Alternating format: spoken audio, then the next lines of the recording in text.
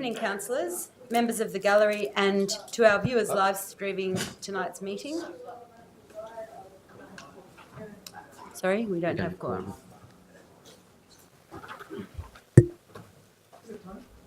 We've already started the meeting. Good evening, councillors, members of the gallery, and to our viewers live streaming tonight's meeting. My name is Councillor Natalie Aboud and I'm the Mayor and Chairperson of tonight's council meeting for planning and related matters. It is my pleasure to welcome you to tonight's meeting. Members of the gallery, please note this planning and related matters meeting is being recorded and web streamed live to Council's website and Facebook. This recording will also be available as video on demand. Gallery attendees are advised that they will be recorded during the meeting.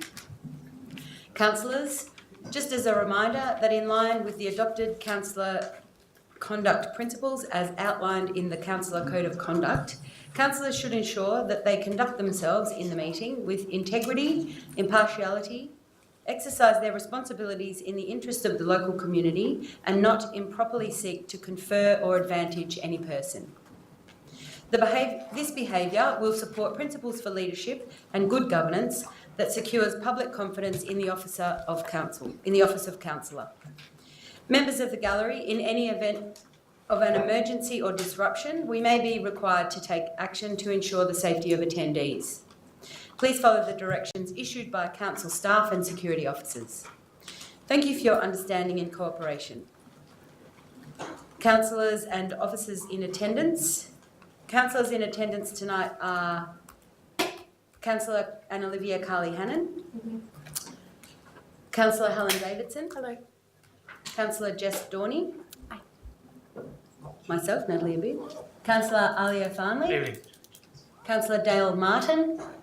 Councillor Lambros Tapanos. Hello. The officers in attendance are Group Manager, City Development, Philip Priest, to my left. Unit Manager, Urban Planning, Narelle Jennings. Planning Coordinator, Mark Hughes. Planning Coordinator, Robert Shatford. Principal Urban Planner, Lachlan McGowan. Urban Planner, Michelle Fernando. Unit Manager Governance, Sally Curran. Team Leader Governance, Ali Brown. Governance Officer, Saskia Hunter. Apologies. Councillors, I note Councillor Kavanagh, Councillor Yildiz and Councillor Riley are on approved leave of absence from Council. Councillors, are there any other apologies from councillors for tonight's meeting? None, but just to note that I have to leave at 7:30 tonight for a prior engagement. Thank you, Councillor Tapanos. If there are no further apologies, I'd like to move on to the adoption of the minutes. Could I please have a motion for the adoption of the minutes of the meeting held on 24th of October 2018? Moved by Councillor Davidson, seconded by Councillor Tapanos. I'll put that to the vote. All those in favour? Against? Declare that carried. Declarations of interest and or conflict of interest. So I'll start first. I will be declaring a conflict of interest on the first item. Are there any other conflicts of interest? Okay, so I wish to give you an outline of how the Planning and Related Matters meeting will run this evening. Firstly, the relevant planner will introduce the report and the officer's recommendations. Then I will give any objectors the opportunity to move to the lectern and make their submission. After this time, the applicant will be given the opportunity to speak. If you are making a submission, please clearly state your name and address for the record. You are requested to present viewpoints clearly and concisely on why you support or oppose the planning application. Please do not repeat what earlier speakers have said and keep the discussion focused on relevant issues and points not previously raised. If you are opposed to the planning application, would you please inform the meeting why you are opposed and suggest an alternative approach which would satisfy your concerns. Please use this opportunity to focus on your concerns rather than matters of detail in the officer's report. Please note that there is a limit of 3 minutes for each speaker, but as for chairperson, I reserve the right to increase or reduce the time available to any speaker. Now, I just realised that I forgot to do something that's really important. So I'd like to also acknowledge that our meeting is being held on the lands of on the traditional lands of the Wurundjeri country, and pay my respects to elders past, present and emerging. I'd also like to pay respects to elders from other communities as well. Sorry about that. So, councillors, as indicated, I have a conflict of interest in DED 7118. It is a direct interest as my husband and I run a business from the site. As I have to leave the chamber, can I have a nomination for a temporary chairperson, please? I'd like to nominate Councillor Dale Martin. Thanks, Ali. Are there any other nominations for temporary chairperson? Given that there are no other nominations, I don't need to put it to the vote, so I'd like to ask Councillor Martin to please assume the chair for the first item.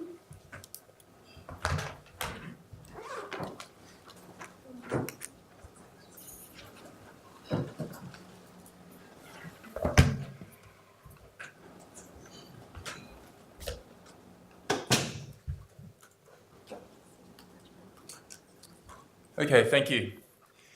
So the first report that we have for this evening is 116 to 118 Lygon Street and 205 Edward Street, Brunswick East. So I'll pass over to officers to present. Thank you.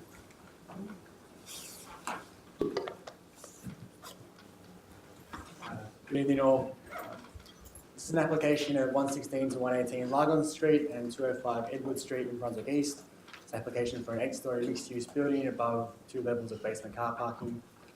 The site is on the northeast corner of Lygon Street and Edward Street, as you can see in that aerial photo there.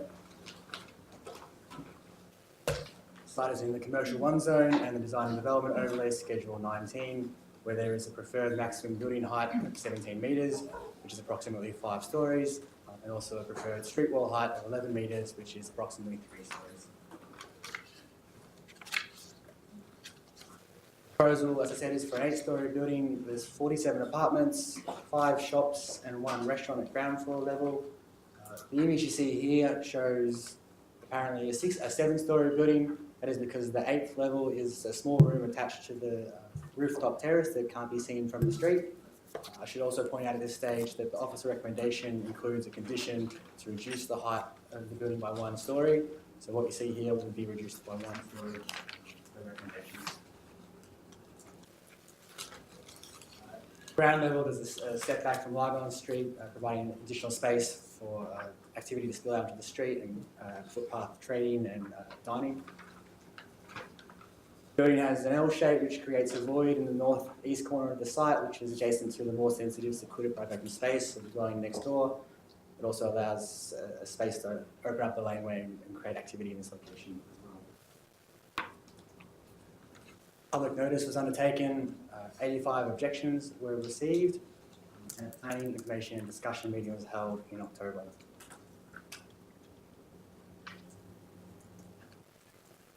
Key planning considerations for this application are the building height, the street wall dominance, and when I say street wall dominance, that refers to one of the objectives of the DDO, which seeks for the street wall to be the dominant element of the building, with the upper levels being subservient.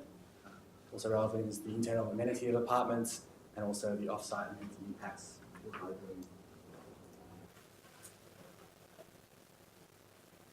It's recommended that Council issue a notice of decision to grant a planning permit subject to conditions. Key conditions include, as I mentioned before, reducing the height of the building by 1 storey.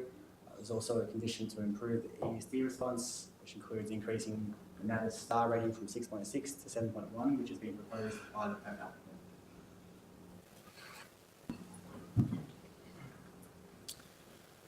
Okay, thank you very much. So firstly, I'm going to ask if there are any objectors that wish to speak, and given that we have quite a few people in the gallery tonight, I will be holding people to that 3 minutes, so if you can please be concise. So yeah, if there are any objectors that would like to, please come forward. If you could also state your name and address as well, please.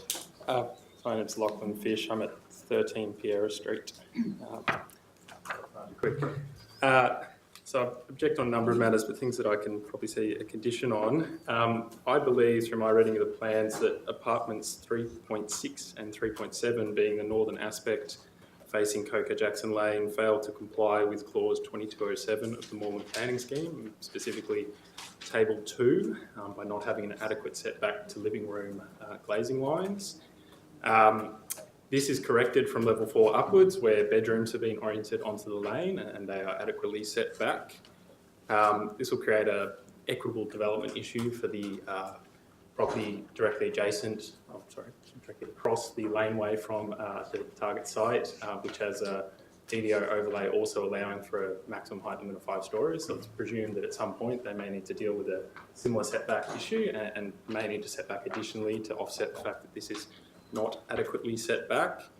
I propose that a condition to remove the balconies at level 3 on the northern aspect and reorientate those apartments so they have bedrooms facing the laneway to meet 2207 would be appropriate. I'd also point out the street wall height, which is slightly above the maximum being an 8 to 11 metre range stated in the DDO. It's half a metre too high.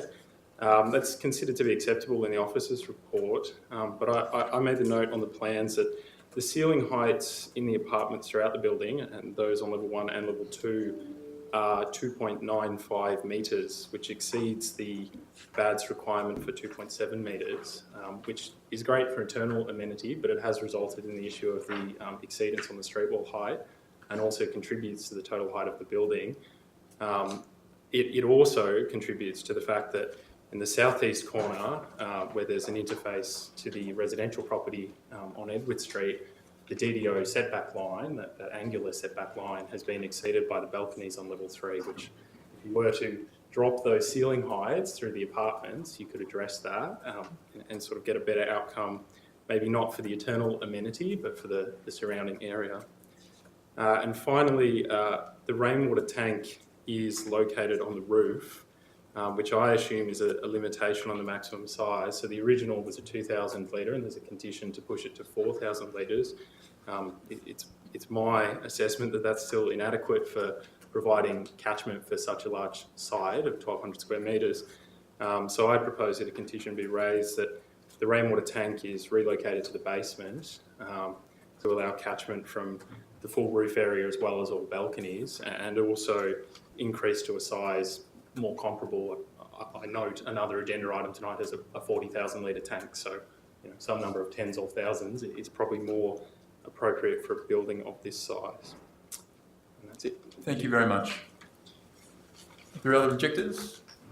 Please.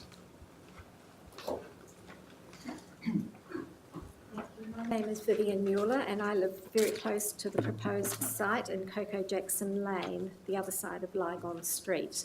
And I'm going to speak about compliance with the DDO height limits from the neighbourhood perspective.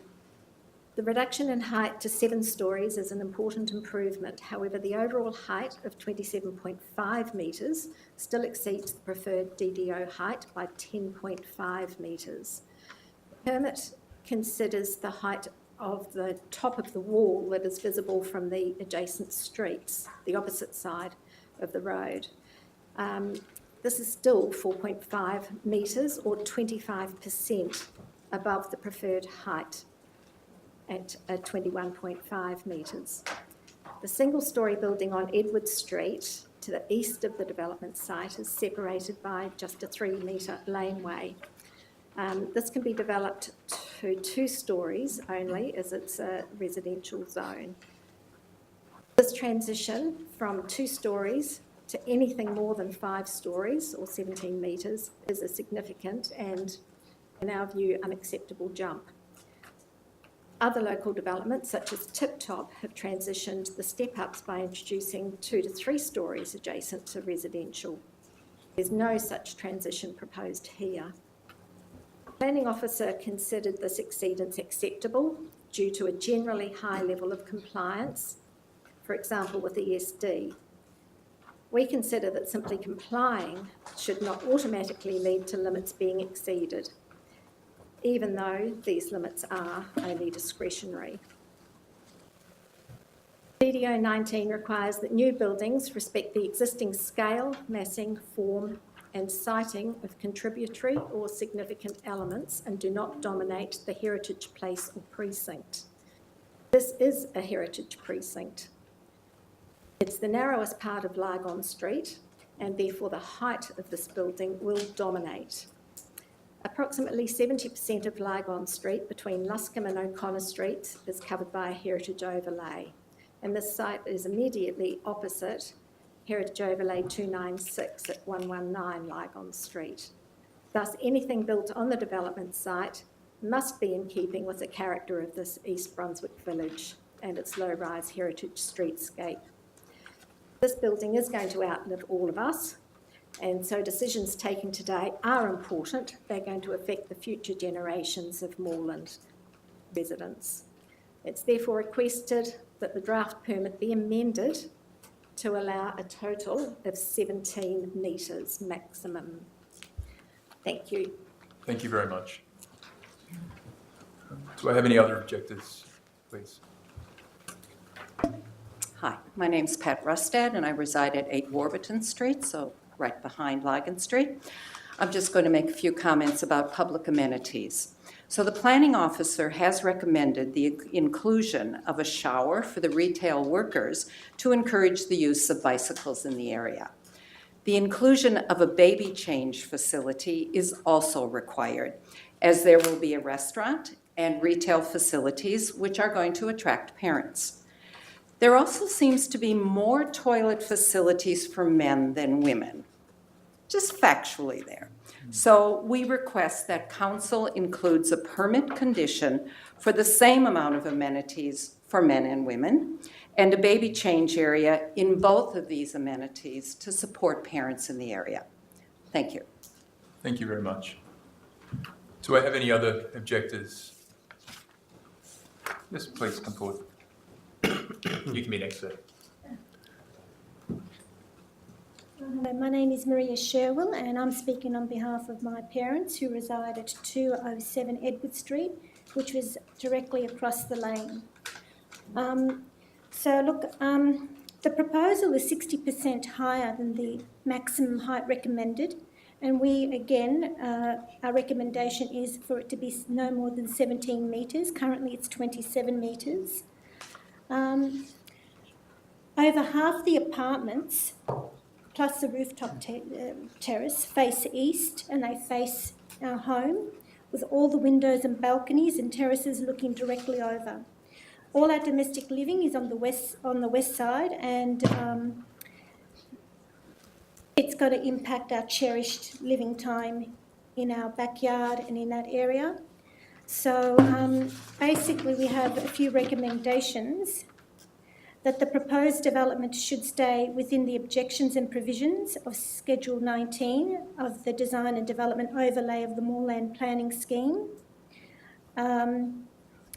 The proposed development should not exceed 17 metres in height, with a maximum of five stepped back levels.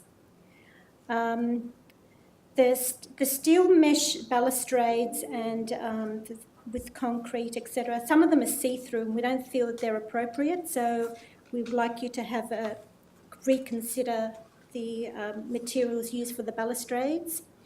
The vehicular access is currently on Edward Street, right near the lane, which is going to cause a lot of congestion on our street. There's also a substation right there, near there, which will cause a lot of noise. So our suggestion is if you could move the vehicular access and the substation to Lygon Street, and that way it will ease the congestion into Edward Street. And if you could look at reconfiguring or reducing the number of apartments so that their plans, so they look directly over Lygon Street, because currently 50% are looking into our home. And we would prefer to have minimal terraces or balconies looking over into our property on the east side. Any windows and glazing to the east should be no lower than 1.5 and preferably frosted or opaque glass.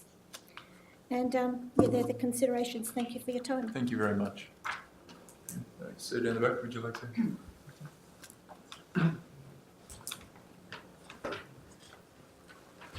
Thank you very much. My name's Ken Taylor and I live in the Tip Top development on the northwest corner, so I overlook the existing garage which is about to become part of this development. If you look, no matter how briefly, at the sketch plans that have been provided and the models that have been photographed for our benefit, it is fairly obvious, I believe, that the proposal is simply too big for the site. And it appears that way, but also that becomes the basic problem, I think, for all the other issues which we have. So you weren't trying to fit so many small boxes on a basic small site. You'd do rather better. So the 17-metre height that people keep referring to seems to me to have been a decent benchmark when it was set. And I don't quite understand how council has decided to leave it behind and back a much bigger development. I suspect the other way of doing this is that you review the appropriate height and do it independently of particular applications of development. So, point number one, it's too big. I can only say that so many times. One of the impacts of this development is that we have a 72 car park space underneath the building, and 58 of the 72 are in stackers. And if you've ever seen people moving cars around stackers in order to get out of the basement in a hurry, you can be highly entertained just thinking about how it would work with so many cars in play at one point in time. The cars then exit, or are proposed to exit, into Edward Street up the ramp, and at that point you'll have cars wishing to turn right who can't get out into Edward Street because the cars are backed up from Lygon Street. You'll have cars who cleverly think they can turn left and then go right through the Tip Top building, where we have a large number of parents dropping children off to the play centre, which is in that building next door. And that appears to me to be a source of some difficulty. Just one other point I'd make, the amount of water being stored on the roof may or may not be adequate for watering the garden. But the other issue which seems not to have been addressed is the question of providing some sort of a retarding basin for rainwater prior to it running into the council system. If you'd like to have a chat to the engineer over at Tip Top at some stage, you'll understand the huge problems they've had with getting rid of rainwater or retaining rainwater until we can safely get rid of it into the council's drainage system. So that's about what I have to say. Thank you very much. Thank you. Do we have any other speakers? Yes, please. I have to say your name. Well, Okay. for the members of the gallery as well. Yeah, I'm Joanna Stanley. I live 198 Edward, so this is my street. Those of you that don't know me, I'm the one that spent 12 adult years of my life going through VCAT regarding the Tip Top development. But so I just want to firstly concur with all the submitters in the room and just can you please add what they said to my submission?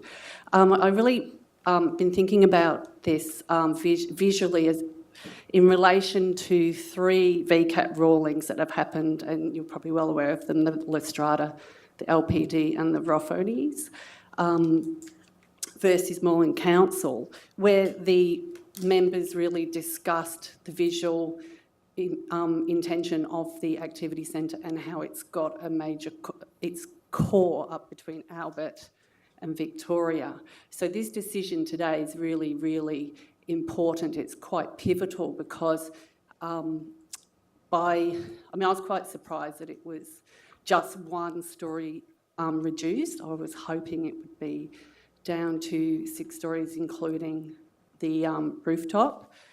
And that is basically because there is a node that begins on the corner of Edward Street and runs down to Park Street, This building itself is just outside of that. So by making such a bold statement outside a node is really going to set the whole pace of the node. So the visual core really where the 10 and 11 and 9-storey buildings are, we all know is between Edward and Albert, and we know that the gateway has the 9-storey buildings down on Lygon Corner. So in between is the section we've got is a bit that really hasn't been developed on yet. So this decision really, I think, is really important as to setting the pace of what happens there. The podium level being 0.5 of a metre extra above the allowable regulation, in addition to having the 2 metres on the 7th level, I think is a really big consideration in this decision, because it really does make it a 7-storey building, not just a little bit below that. So I guess when you're coming up from the city and you see this building that is trying to make a statement, and design-wise I can see what they're trying to do, but I don't think it actually works. It might work if it was a standalone building with all the archways. You're going to be jumping out opposite the Bluestone Bike Shop building, whatever's approved there.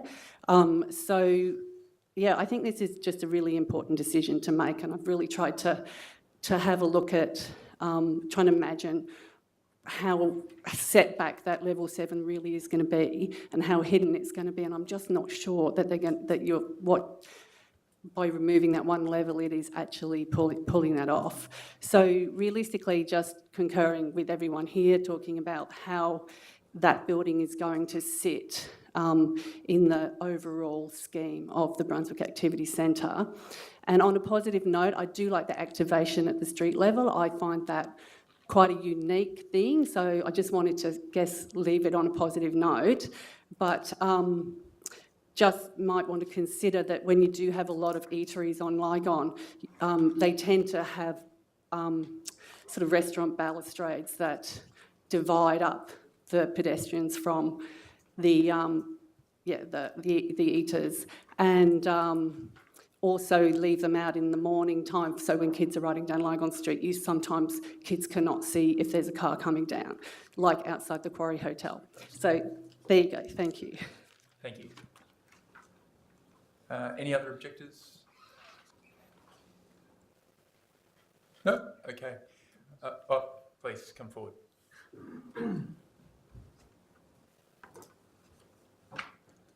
Hi, my name's Emily Souter. I'm speaking on behalf of my partner Gary Chapman of 162 Edward Street, Brunswick East.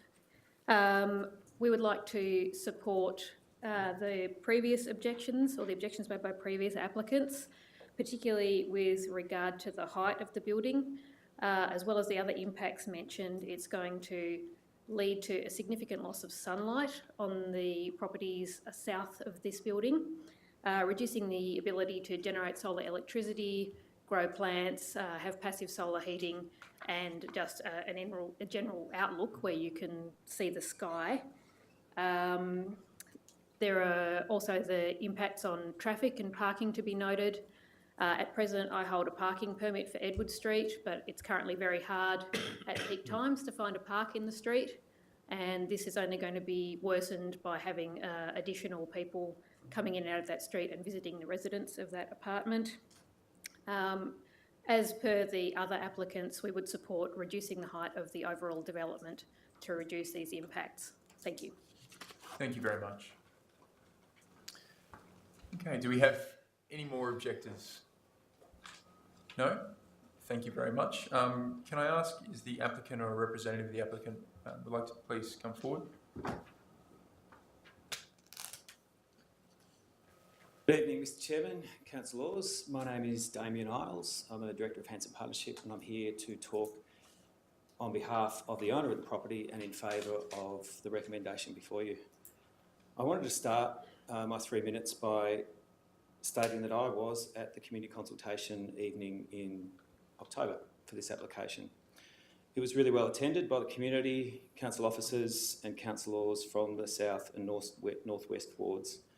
Much of the discussion focused around the negative impacts of development, how the character of Brunswick was changing and being threatened by excessive building heights, and the traffic and public transport congestion was a real issue.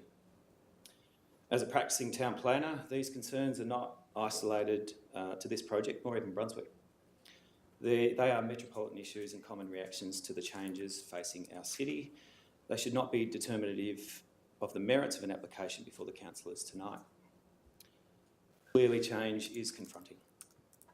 However, it cannot be unexpected on account of the level of strategic work over the last decade within the Brunswick Major Activity Centre. Brunswick Structure Plan and provisions within DDO 19 set a vision for the Lygon Street local area. It's a vision to create a new mid-rise built form character that accommodates buildings generally ranging between 3 to 9 stories. For the subject land, this translates to a 17-metre preferred height, roughly 5 stories, not including the lift overrun services or any green roof areas. These are outside of that 17 metres or in addition to. Now, the merits in this case are really well ventilated by the council officer. The report is over 70 pages in length, including attachments.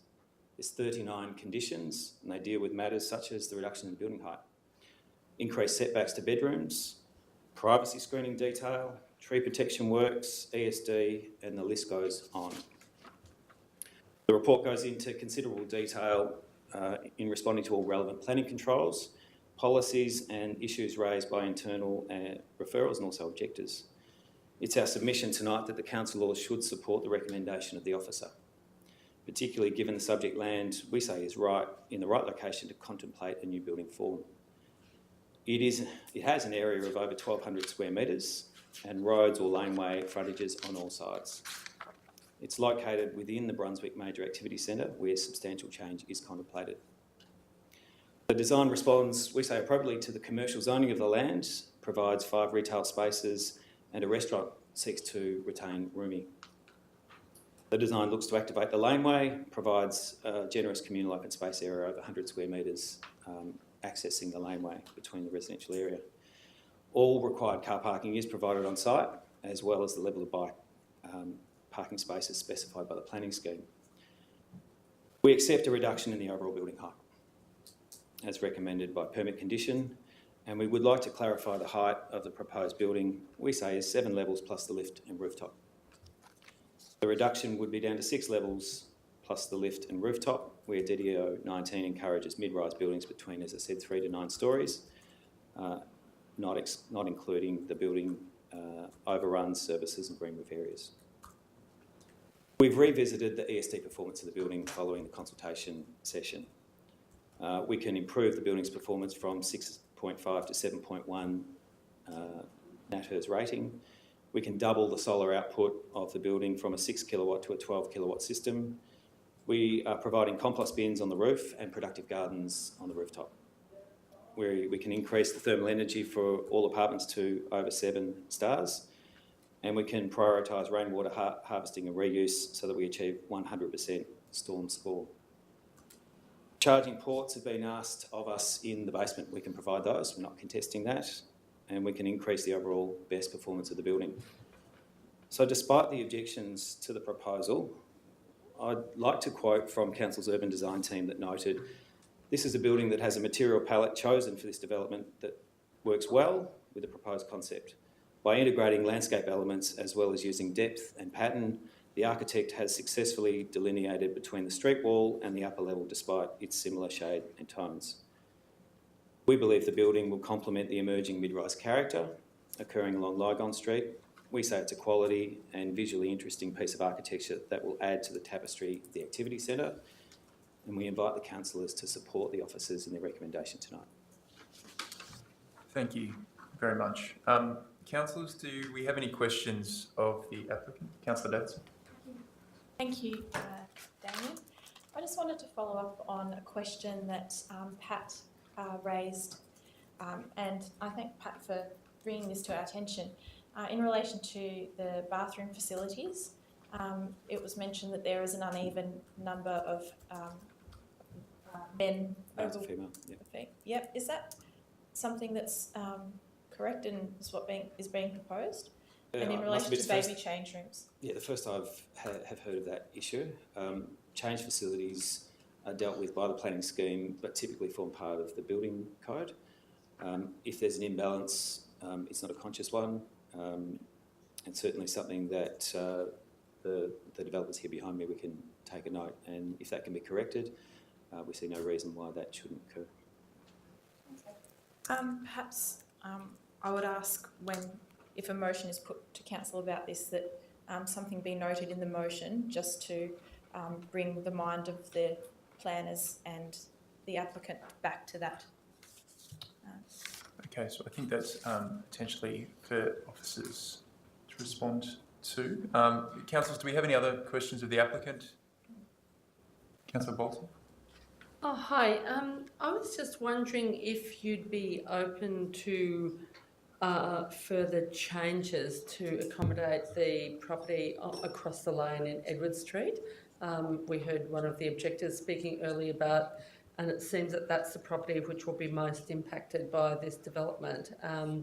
So I'm wondering what level of openness the developer has to maybe some further changes to protect that residence. Okay, so we're talking the residence to the east, or are we talking the one to the north? And the east. To the east. I took some notes when the submissions were put before the councillors. The officer has gone through an assessment of the impacts using Res Code as a benchmark to determine the height and setbacks required to that property. Looking at the plans, there's a setback in the order of 7 metres plus the width of the laneway, which is 3. So there's certainly sufficient distance between the proposal and the neighbour so that it's not a direct overlooking issue. Where there's a condition of the approval to specify in detail the screening proposed. It would need to meet Res Code, and that's likely to apply to the lower levels. Can we do more to accentuate the separation? It's already generous with the laneway to say that we have to reorient away from the east so that it's all west facing when there are thermal impacts and energy impacts associated with doing that. We'd say in a commercial context like this would be an unfair ask. The 7 metres with the laneway as well, we'd say is a substantial buffer in its design. Thank you. Are there any other councillors that have questions for the applicant? Thank you very much, Mayor. Are there any questions for officers, councillors, before we move on? No? Okay. So if there's no further questions, councillors, could I please have a motion? Councillor Dorney? Yep, I'd like to put forward a slightly amended motion. So if you just outline the amendments to the motion, and then I'll ask for a seconder. Okay. Sorry, just bear with me.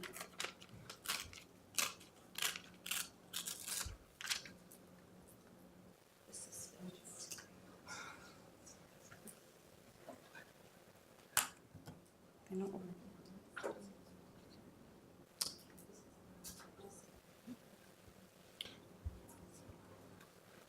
Okay, so first of all, I would like to change point A, where it currently says level 6 to be deleted with a corresponding reduction in building height. I'd like to change that to level 5 and 6 to be deleted. Yeah, so it's just adding the 5. Also, thank you. I'd like to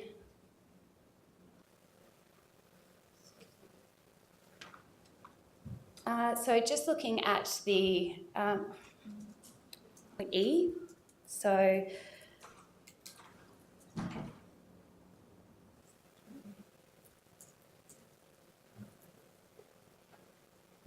the rainwater, is that the new one? Is that? Yep, 28E. Oh, yeah. Thank you. Apologies for this includes the provision of a rainwater tank in the basement for harvesting and reuse of rainwater with a satisfactory tank capacity.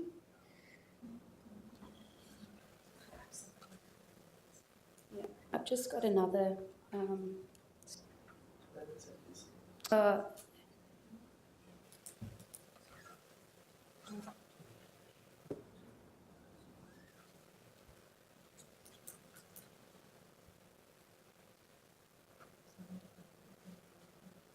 There's also an additional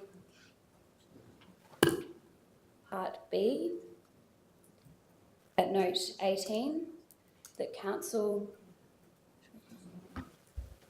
Yep, please read it out. And The council resolved to authorise council officers to make any consequential changes to the notice of decision to grant a planning permit necessary to facilitate the deletion of 2 levels as required by condition 1A.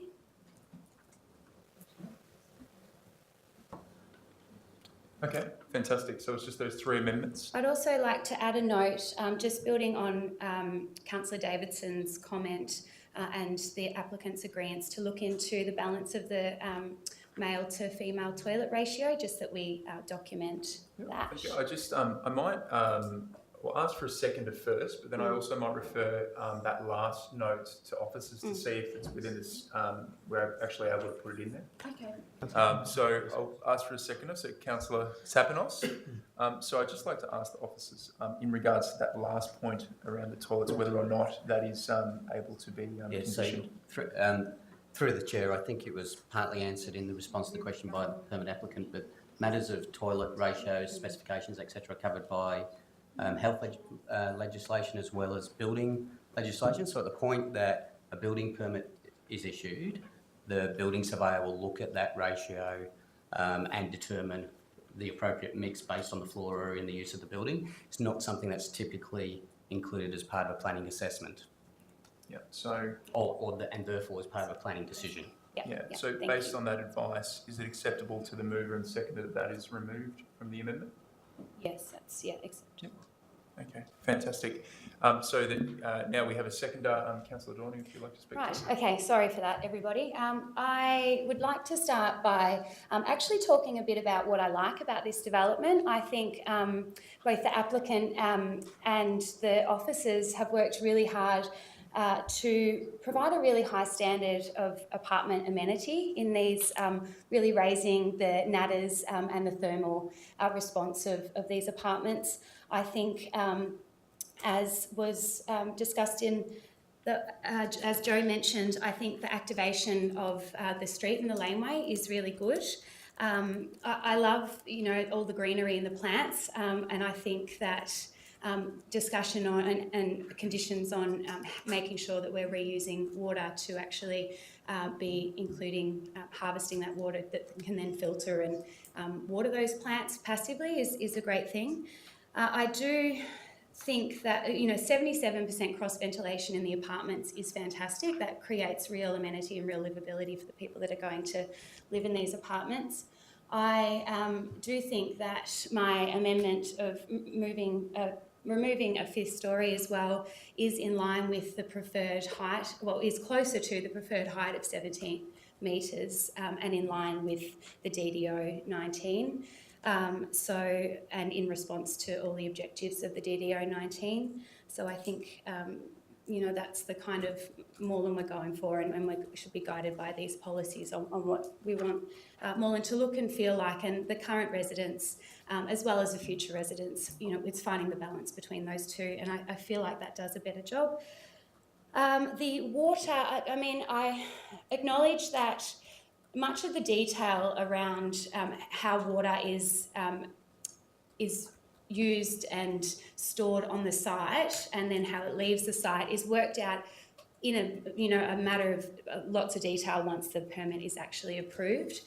That said, my amendment was just to strengthen the fact that we're looking at a minimum rather than, potentially it might have been interpreted as a maximum. So looking at, once they'll do the calculations, what's needed to flush toilets, what's needed to irrigate plants, all of those calculations will be done, and then they'll figure out, what's the capacity. So, and it's likely, so moving that into the basement as well.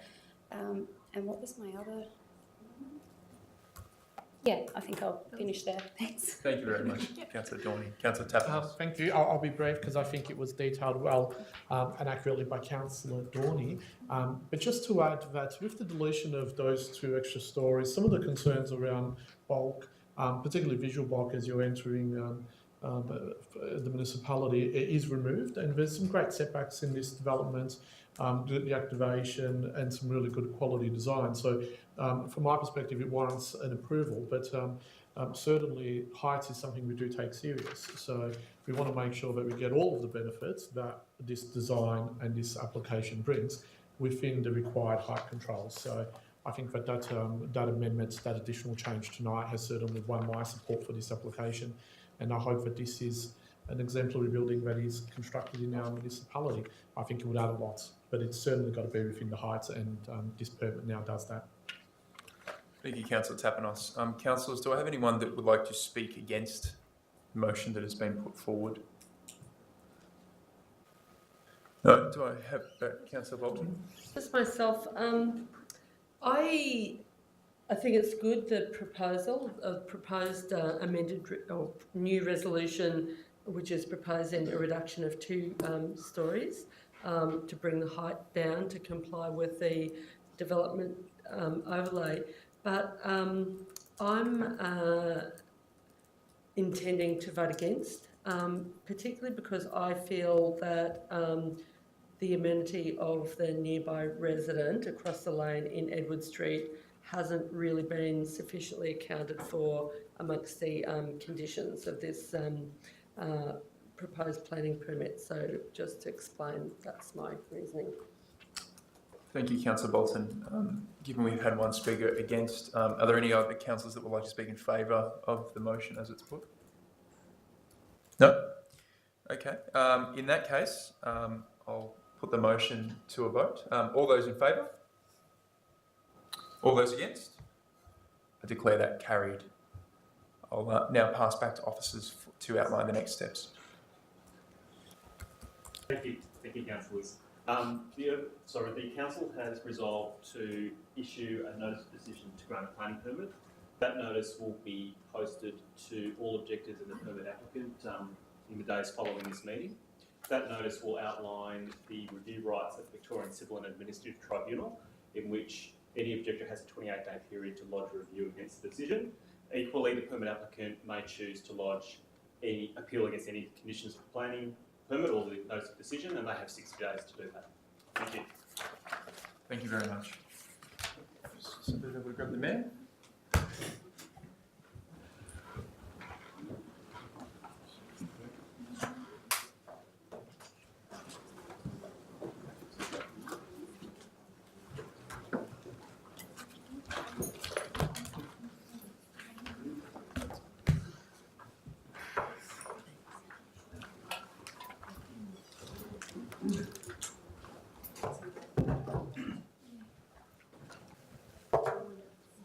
Okay, so we'll move on now to DD 7218, 762 to 772 Sydney Road, Brunswick, planning application MPS 20118/181.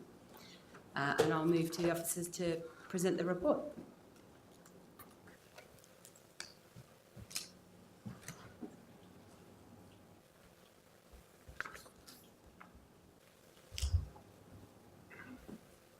Councillors, members of the gallery. This is an application for a 7-storey building at 762 to 772 Sydney Road in Brunswick. Up on the screen now is a 3-dimensional graphic showing the proposed building looking south along Sydney Road.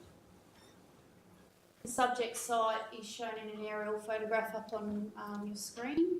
It's in a commercial area on Sydney Road. There's a photo showing the existing building on the subject site. The site's in a commercial 1 zone and is affected by Schedule 18 to the design and development overlay. That overlay has a preferred height of 19 metres with a mandatory street wall requirement of 8 to 11 metres.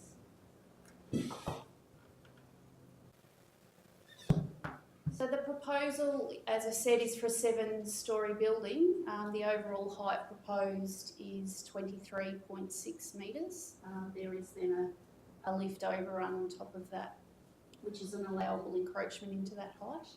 There's a street wall of 11 metres to Sydney Road proposed. 1 basement level of car parking with car parking access from Decal Lane. The ground floor also provides some additional car parking as well as retail tenancies fronting Sydney Road. Levels 1 to 5 contain a mixture of 1, 2 and 3 bedroom apartments. Level 6 contains 3 bedroom dwellings as well as a communal open space area. The top level contains a second communal open space area.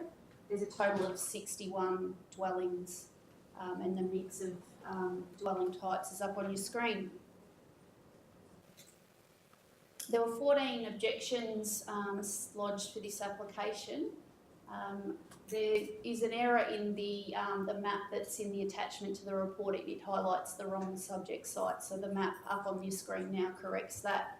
And the red dots show the location of the objections in proximity to the site. Some of the objections are located outside that map area. And up on your screen is a summary of the main issues that came through and the objections received. Some additional imagery there of the proposed development. And just taking you through quickly, that's the basement layout, the ground floor level showing the vehicle access from the rear lane. The building is set back from the rear property boundary to provide for additional passing of vehicles in the laneway. And then just moving up quickly through each of the levels.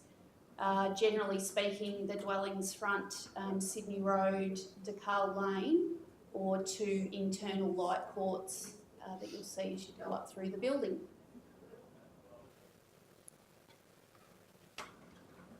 That's the top level showing the communal area at the rooftop.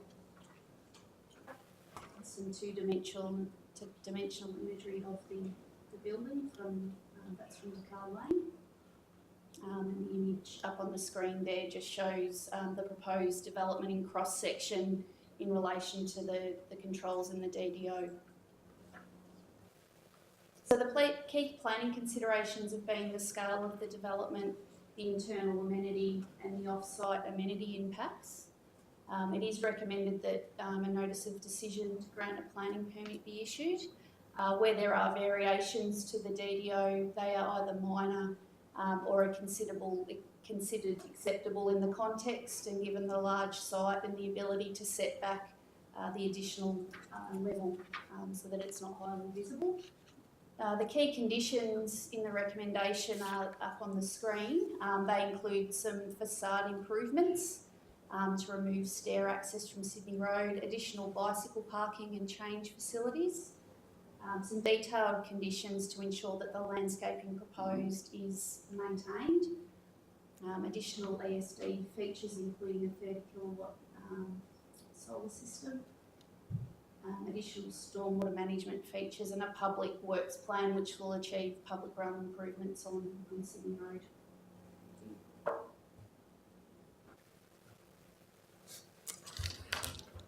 Thanks, Mel. Are there any objectors or submitters who would like to speak to this application? Nope. No objectors. Okay, so as the applicant, you're welcome to speak to the application. We've got one objection. Oh, sorry. Just before you do. Sorry. I didn't see you there, Nick. That's all right. Yeah, Nick Dolby, Holbrook Crescent, West Brunswick. I'm concerned about the shading on Sydney Road. I'm concerned about the lack of shading. From what I can tell, it has a tall, the shop fronts are high a veranda, an awning comes out at quite a height. It provides minimal protection from rain and shade.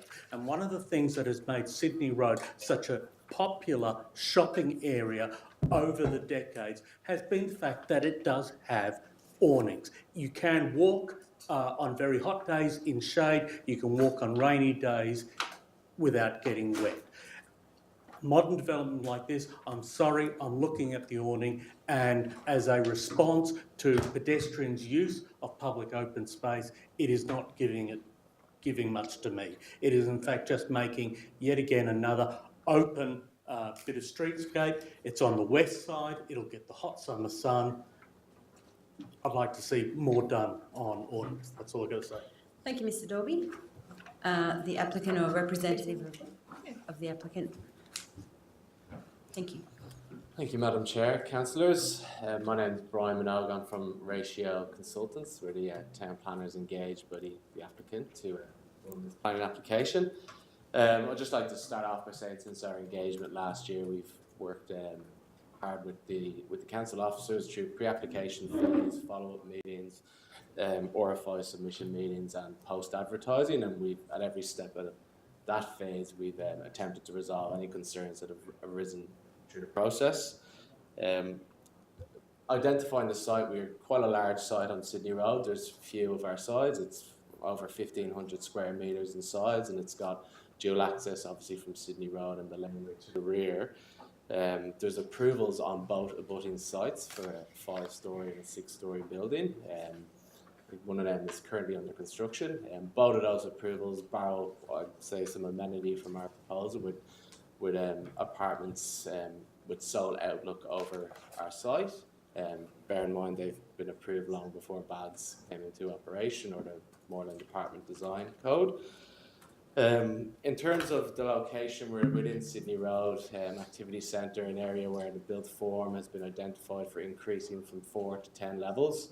And the proposal at 7 levels, being quite a large site, sits comfortable within this preferred outcome, we say, for Sydney Road. And the DDO affecting the site identifies that the lower end of that sort of 4 to 5 level development on Sydney Road would abut low density residential areas. In terms of our abuttal to the rear, there's predominantly 3-storey apartment development already established on the rear of the laneway. In terms of the benefits which the proposal is sought to provide, I suppose in justifying the height which we are proposing, the development only provides 5 south-facing apartments. That's only 8% of the product being proposed.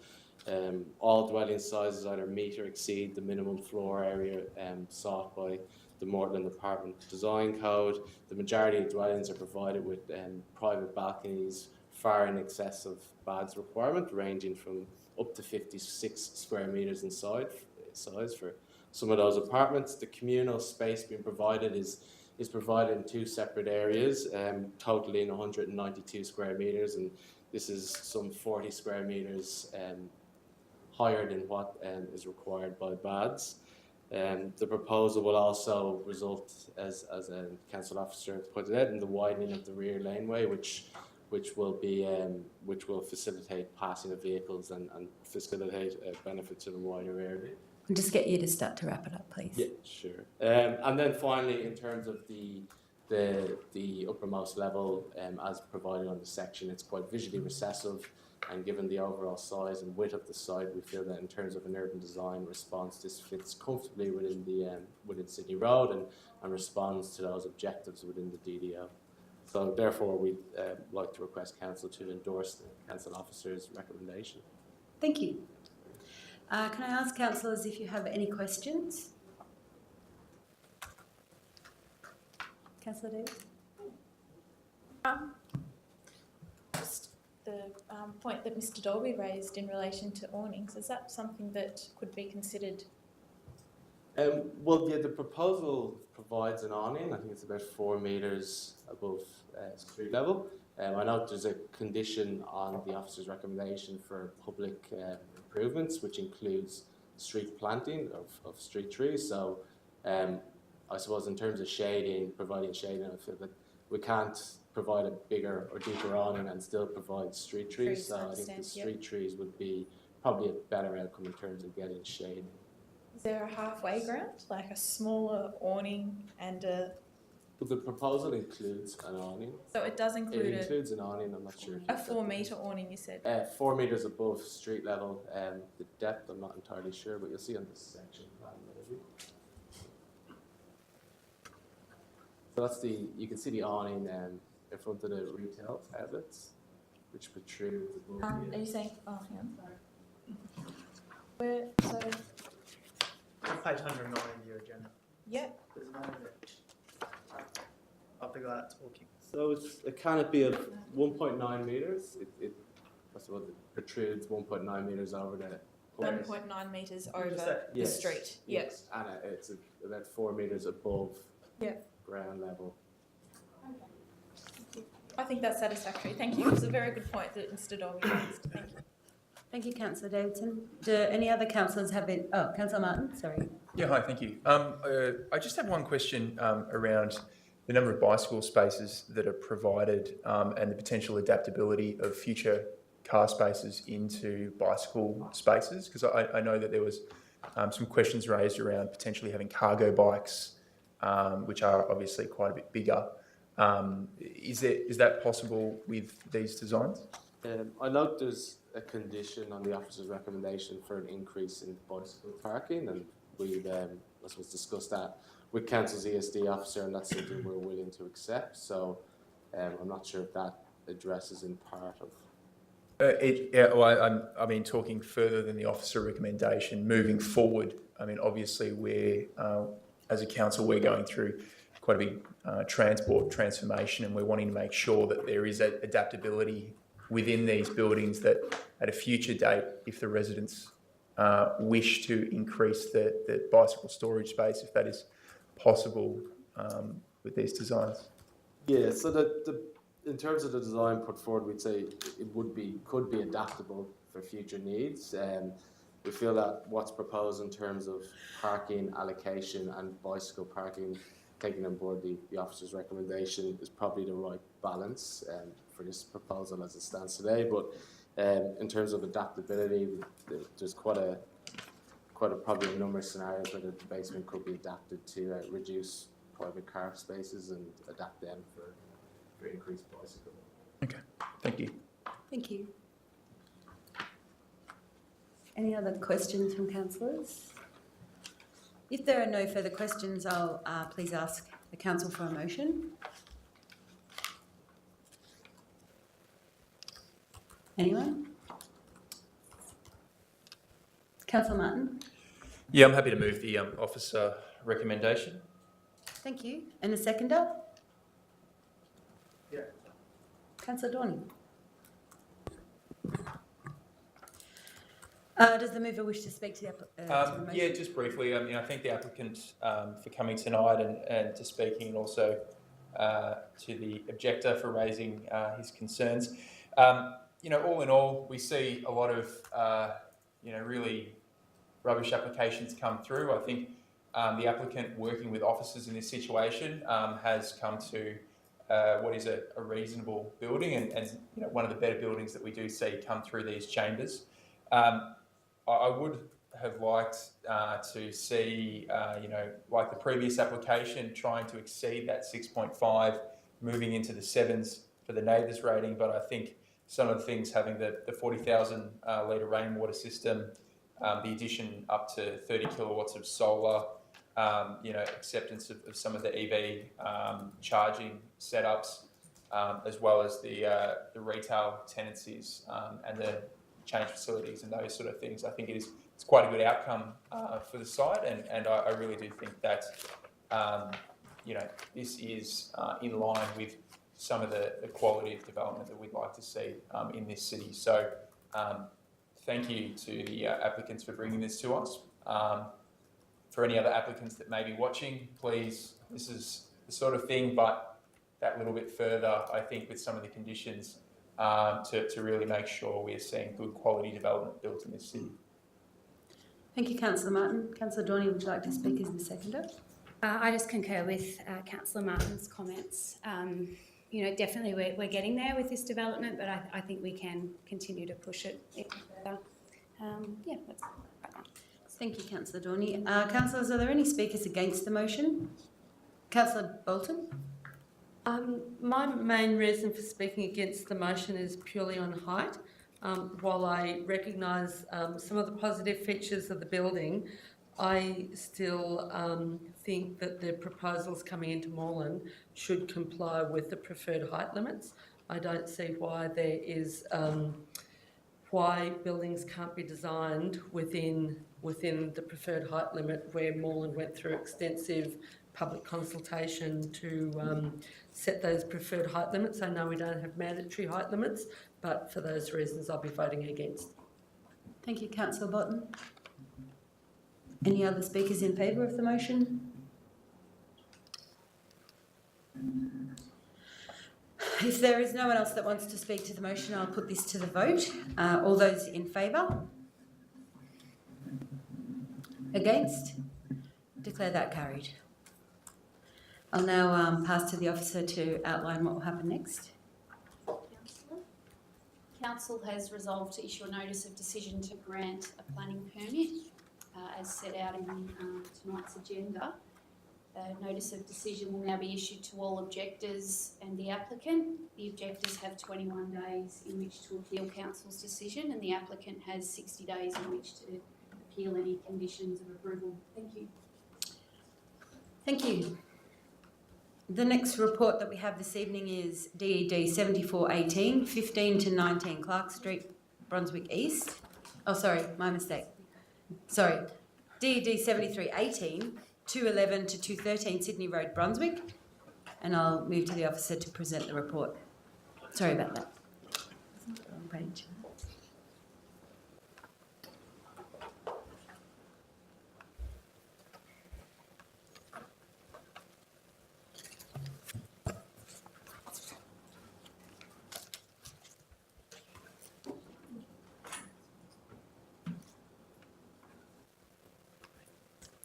No pressure at all. That's the problem with relying on technology. Yeah.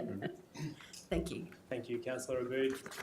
Good evening, everybody. I'd like to present to you the proposal at 211 to 213 Sydney Road in Brunswick. The subject site is to the south of the Brunswick Town Hall on fronting Sydney Road near the intersection with Dawson Street. Subject to the Commercial 1 zone and the Design and Development Overlay Schedule 18, as well as a Heritage Overlay, which is the Sydney Road Precinct Heritage Overlay. There's a photo of the subject site on the right of the screen.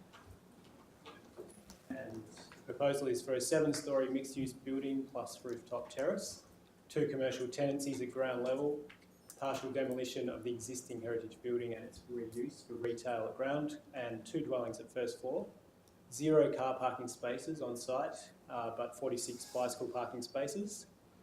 There's a total of 21 apartments, 10 being 2-bedroom dwellings and 8 being 1-bedroom dwellings and 3 3-bedroom dwellings, and a communal rooftop area. A 3D representation of the proposal sitting next to an existing approval to the left of the screen, which has not yet commenced construction. And also a 3D representation from Saxon Street, which is the street that the building presents to at the rear. So briefly running through the levels, we have a retail premises fronting Sydney Road to the right of the screen at the top, and also a commercial premises at the rear fronting Saxon Street. And then, as I mentioned earlier, at the bottom of the screen, the reuse of the heritage building for 2 dwellings at the front, and then another 2 dwellings to the rear, or 3 or 4 dwellings to the rear of that. And then levels repeating themselves as we go higher, and then some larger light courts at the top of the building where we have 2 split level dwellings. And then at the top we have a rooftop terrace with communal facilities. Again, from Sydney Road at the top of the screen there, that's the elevation sitting next to the approval at 209 Sydney Road, which is a Nightingale building, and then from Saxon Street at the bottom of the screen.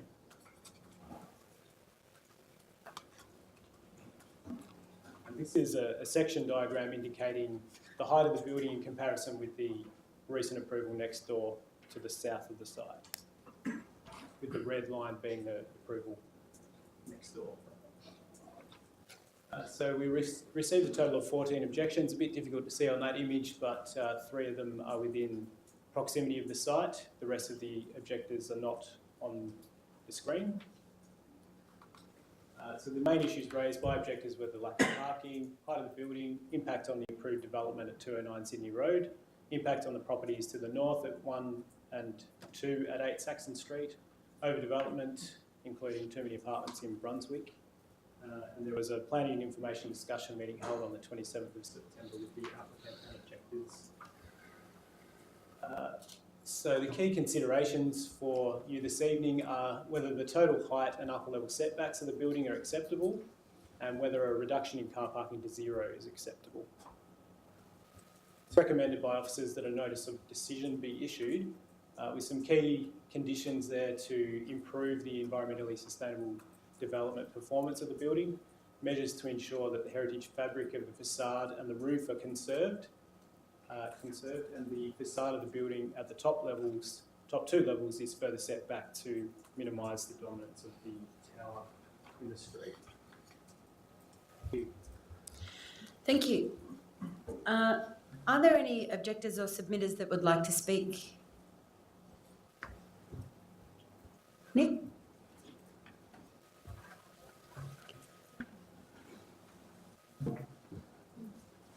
I must say, looking at this proposal, first of all, the height is an ambit claim as far as I can see. It seems too high for where it is, even next door to the Nightingale development. However, overall, its response to the heritage of Sydney Road, I believe, is appropriate. Its reuse of the heritage buildings is appropriate. What I also find difficult is that it isn't activating Saxon Street. We've just finished a section of Saxon Street within metres of this development next to Brunswick Library. A new garden space, a new pedestrian space, a new public open space area. And yet this building will not give us, is not adding to that streetscape at all. So I find that difficult. What I don't find difficult is the lack of car parking. The lack of car parking, it's on Sydney Road, Brunswick. Behind it is a railway line. There's a bus route within metres of it. There's another bus route at Brunswick Road. I find the lack of car parking at this development completely acceptable. As I say, what I mainly find difficult is the overall height and the lack of activation on Saxon Street. Thank you, Mr. Dorby. Are there any other objectors or submitters? I'll say a couple of things. I'm not a formal objector to this one because I'm actually Clark Street for Clark, but there's just a couple of points someone's raised with me about this one. Just the just thinking about waiving car parking 100%, and what normally happens when you get a development, whether you waive the car parking or not, is that all the street parking becomes commercial. Residents start to lose your 1 or 2 hour spots out the front. So I just wanted to point out that it has been brought to my attention that this there are issues with having no loading zones in this development. Thank you. Are there any other submitters that would like to speak to this application? I'll ask if I can please hear for a representative or the applicant. Thank you. Good evening, Mayor and councillors. Damien Iles from Asd Partnership. You've already heard from me this evening, so apologies if I cover ground in relation to this application. I did have some notes, however, I'm not sure it's helpful to go through the positive attributes of this proposal. They're well covered by the officer in the report. Again, it's a comprehensive assessment of an application within the Brunswick Activity Centre. I do want to respond, if I can, to the submitters that have just spoken before me. The first submitter raised a concern that there's no activation on Saxon Street with this proposal. One of the real benefits of this proposal in not providing cars to the site is that there is the opportunity for a commercial tenancy, which we expect to be hospitality based within the Saxon Street frontage. That is an activation of that street, and this is a location that sits just south of the recent upgrade works that have occurred in Saxon Street in terms of the landscape. This is a site that sits directly adjacent to Nightingale 3. It's a project I was involved in, and the built form attributes of this proposal sit comfortably next to Nightingale 3 in terms of the height, the setbacks that are offered from Sydney Road and Saxon. Contrary to what I was saying to you tonight about Lygon Street, Sydney Road does have heritage attributes in this location. There's a heritage overlay that applies, and the design that's been derived by 6 Degrees Architects in this case has a lot of emphasis on the Sydney Road frontage and setting back the massing of the building so that the heritage is celebrated. It looks to renovate and adapt the existing heritage building and repurpose it. That's one of the many benefits.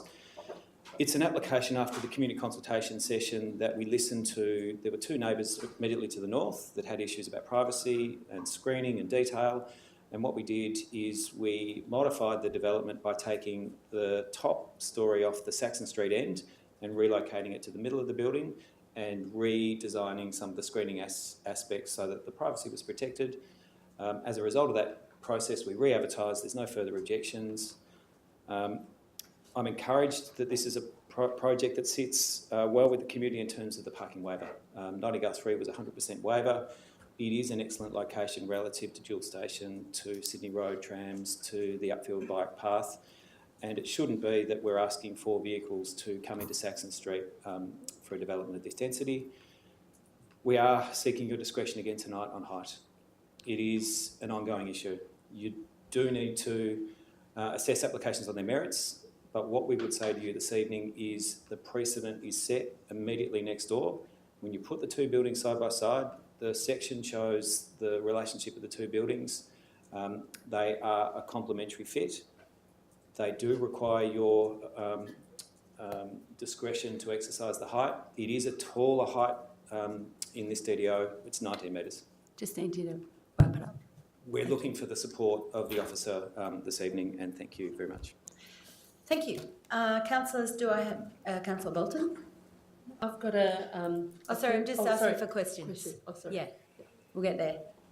Any questions? Councillor Martin? Thank you. Thanks very much for coming back to the lectern. I must say I was a little bit disappointed with the ESD in this development.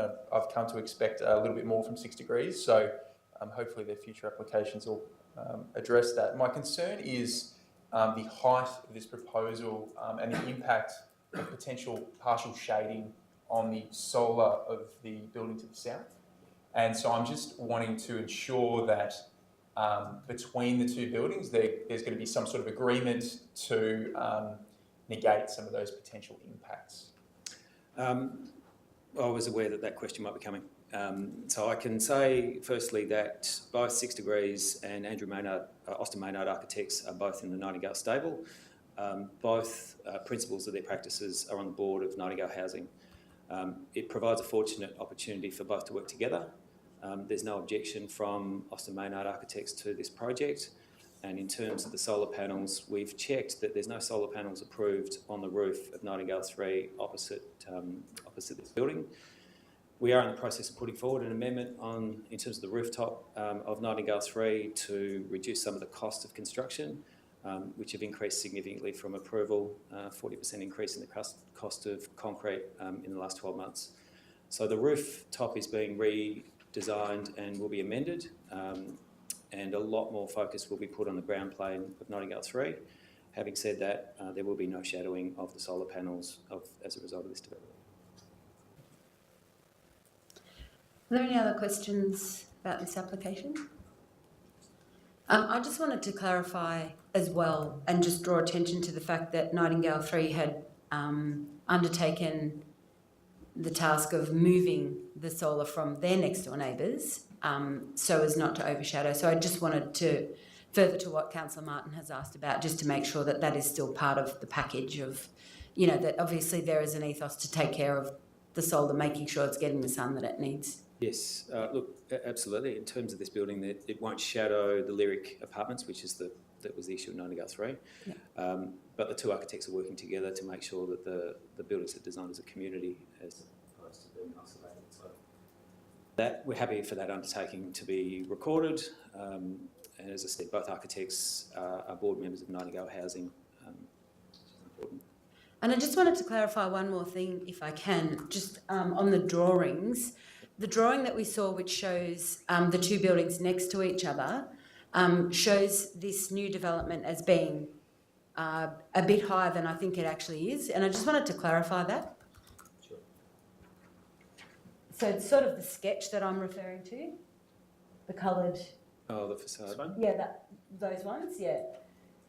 Am I right to assume that it's actually a little bit lower than that? Because I've got the impression that drawing, well, that one was the one that was my concern. This is Sydney Road, this is Saxon Street. Yeah, that's the one that I was thinking of. So this is modelled off the original proposal. But it's actually come down a bit. That's been pushed. That's the element that Damien mentioned before, that I think it's been pushed back. Okay, yeah. I just wanted to clarify that with that image up there. Yeah, thank you. Yeah, that's right, Councillor. Thank you. Yes. Sorry. I've got one question. Councillor Donny. Yes. There's a point in the report that talks about urban designers recommending space for cargo bikes and bike trailers. Now, I realise that this isn't in the planning scheme and it's not something that is formally considered, but I just wanted to understand if you did have, considering particularly the larger bedroom apartments and, the type of audience and the fact that we're trying to move away from cars and cargo and bike trailers are a really viable form of transport for a lot of people, young families. And just wanted to get your thoughts on that and including that in future developments. Cool.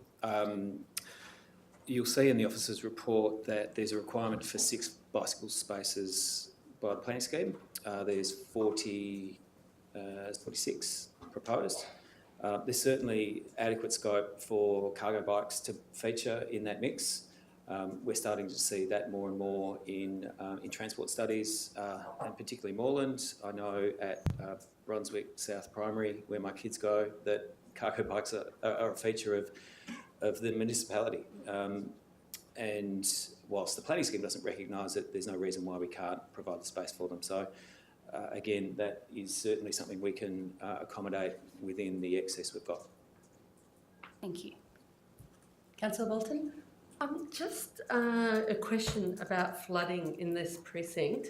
I'm aware of the fact that there's a history of flooding around the Michael Street, Saxon Street intersection, particularly affecting another development was built about 6 years ago, Otto Apartments, but affecting all of the buildings, like most of the length of Saxon Street and the whole length of Michael Street.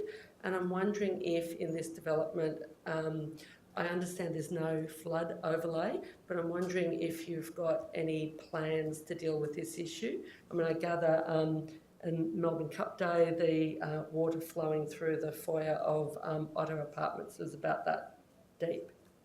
Not to mention what was on the street, which, yes, and it sort of meant the lifts malfunctioned and a whole lot of things, but they're not the only building that are affected. They're probably affected worse because the builders in that case didn't take account of the flooding, or maybe not have been aware of the flooding. Okay, you've caught me on the guard with flooding, but I'm going to offer a response. Otto it's within 200 metres of our site, south on the corner of Michael and Saxon. Fairly conventional development. I think it's about 8 stories with a basement car park. There's no basement proposed with this development. There's no special building overlay that applies to the land. There's no referral that's been provided within council to suggest that there's any issue with flooding. If there are heavy rainfalls, this part of Saxon Street has curb and channel. The lack of a basement avoids any inundation in that respect, and there's no change to the Sydney Road facade. So as far as mitigation, I would say there's nothing before us that suggests that there's going to be a problem. But there's a building permit process and a design detail that we have to have some trust in as well. But I don't think that this is going to become a swimming pool. Councillor Bolton? Can I just to follow up from that, the videos I've seen, which I've only became aware of at the last council meeting when residents from the Otto building came, I understand the flooding generally extends from the Brunswick Library on Saxon Street down to the mechanics workshops, and this is in severe, storms. But the severe storms are becoming more frequent, and so the flooding's happening more frequently, and the length of Michael Street from the Sydney Road to the railway line, so that the water is so high in that whole intersection of Michael Street and Saxon Street that you can't actually see the curb, and there've been major accidents with people. So I think there might be an error in the fact that there isn't a flood overlay, but it's certainly something to take account of in the building process. Absolutely, and that's we can only really respond, Councillor, to the controls as they apply. We will certainly take note of the concern about flooding, but there are further approvals that are needed in terms of building, and we don't anticipate that this is a problem site, accepting that there could be inundation at any time. Thanks, Damien. Probably safe to sit down, I'd say. Councillors, could I please have a motion? Councillor Bolton? I wanted to move an alternative resolution, which is a resolution to refuse a planning permit, and the three issues, one is not providing a loading bay, secondly about the reduction of parking, and the exceeding of the preferred height. And if I have a second, I'll speak to it. Councillor Farnley? So my reason for moving this is I'm most concerned about the lack of a loading bay. I can accept a reduction in the car parking, but if there's no car parking, I think for residents, I think there has to be a loading bay. The other issues I've got an issue with, but it's the loading bay that I'm most concerned with, because development after development is coming before council where there are commercial developments at the basement, at the bottom of the building, and there's no loading bay provided. With this particular development, but in those other developments, there usually is some level of resident car parking, even if it's reduced. This is a proposal for zero car parking. The furniture for people who move into the units doesn't fly in. There needs to be a safe place where truck drivers, furniture removalists can park to unload, fridges, and without having to trolley them down the street. There will be a need at some point. Various apartments and the commercial premises will need to have tradespeople come and visit and do work. Electricians, plumbers would be the most likely, but also if anyone does any renovations in the future. Now, tradespeople can't park in loading bays because the purpose of loading bays is for quick turnover. I've been contacted in the past by tradespeople who've said they've stopped doing work in accepting jobs in City of Melbourne and City of Yarra because of these sort of issues and the inability to get parks close to residents where they have to do work. It is a health and safety issue for tradespeople to have to carry ladders and heavy tools long distances to access the site where they need to do the work. I could cop, the reduction or the zero parking in order to activate Saxon Street as a pedestrian environment, but I couldn't cop that if there's no provision for the workers who do the work behind the scenes to service these apartments and commercial premises. I'm an ex-delivery driver myself, and you know it is, and I've watched delivery drivers in the city and so forth having to negotiate all sorts of road hazards with their trolleys and go long distances in order to access apartments to carry out their work. And I think it is very unfair for those workers, and you know also even the residents. We're not thinking about the future in removing all of these loading bays from all of these different premises. Thank you, Councillor Bolton. Councillor O'Farnley, would you like to speak as the seconder? Thank you. I think Councillor Bolton honed in on the issue regarding loading bay quite well. There are two retail commercial facilities here, and so practically how those businesses are going to rules and so forth, and residents moving into the area safely does come into question. I wanted to raise a couple more points. There's comparisons here with Nightingale 3. I appreciate that the architect is on a panel with Nightingale 3, but this is not Nightingale 3. It only achieved 6.5 stars NatHERS rating, 6.5. Another key issue here is Nightingale 3 only had 4 one-bedroom apartments. This has 8. So it's a substantial change in the type of makeup and the type of opportunity for families and different type of residents to be able to live in this area. So it's not quite up to scratch with Nightingale 3. Putting that aside for a moment, and I want to talk about height. This is a 7-storey building that will be 6.3 metres above the preferred height limit. Now, in the first application today, we had a building that was only 4.25 metres above the height, according to the council officer recommendation. But that wasn't satisfactory. We removed a storey because 4.25 metres wasn't far enough, so we removed it in order for it to comply with the height. This is not 4.25 metres above the preferred height, this is 6.3 metres above preferred height. So in that context, I can't see how you could conceivably move to reduce a storey in the first one but not move to do that in this one. I can't see how you could support that. It'd be contradictory. Car parking is a subjective issue, but I ask councillors to put that aside for a moment and actually look at the building, the makeup of the building, the height issue, the overshadowing issue, and the fact that we can't have safe access for people to come in and out without a loading bay. Thank you, Councillor O'Farnley. Is there anyone that would like to speak against the motion for the refusal? Councillor Martin? Thank you. Yeah, I'd like to speak against the motion for a refusal, and you know, on a few points. The first being loading bays are not with one of our tools that we can actually condition as part of the planning scheme. So that one's actually not something that we can condition out on the street.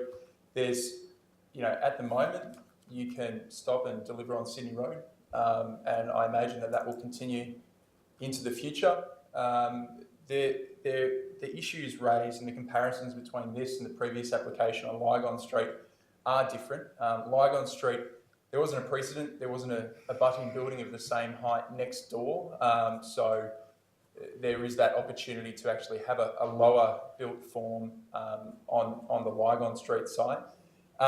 The actual location here, close to train stations, trams, buses, it is in a location where we should be not prioritising any parking whatsoever.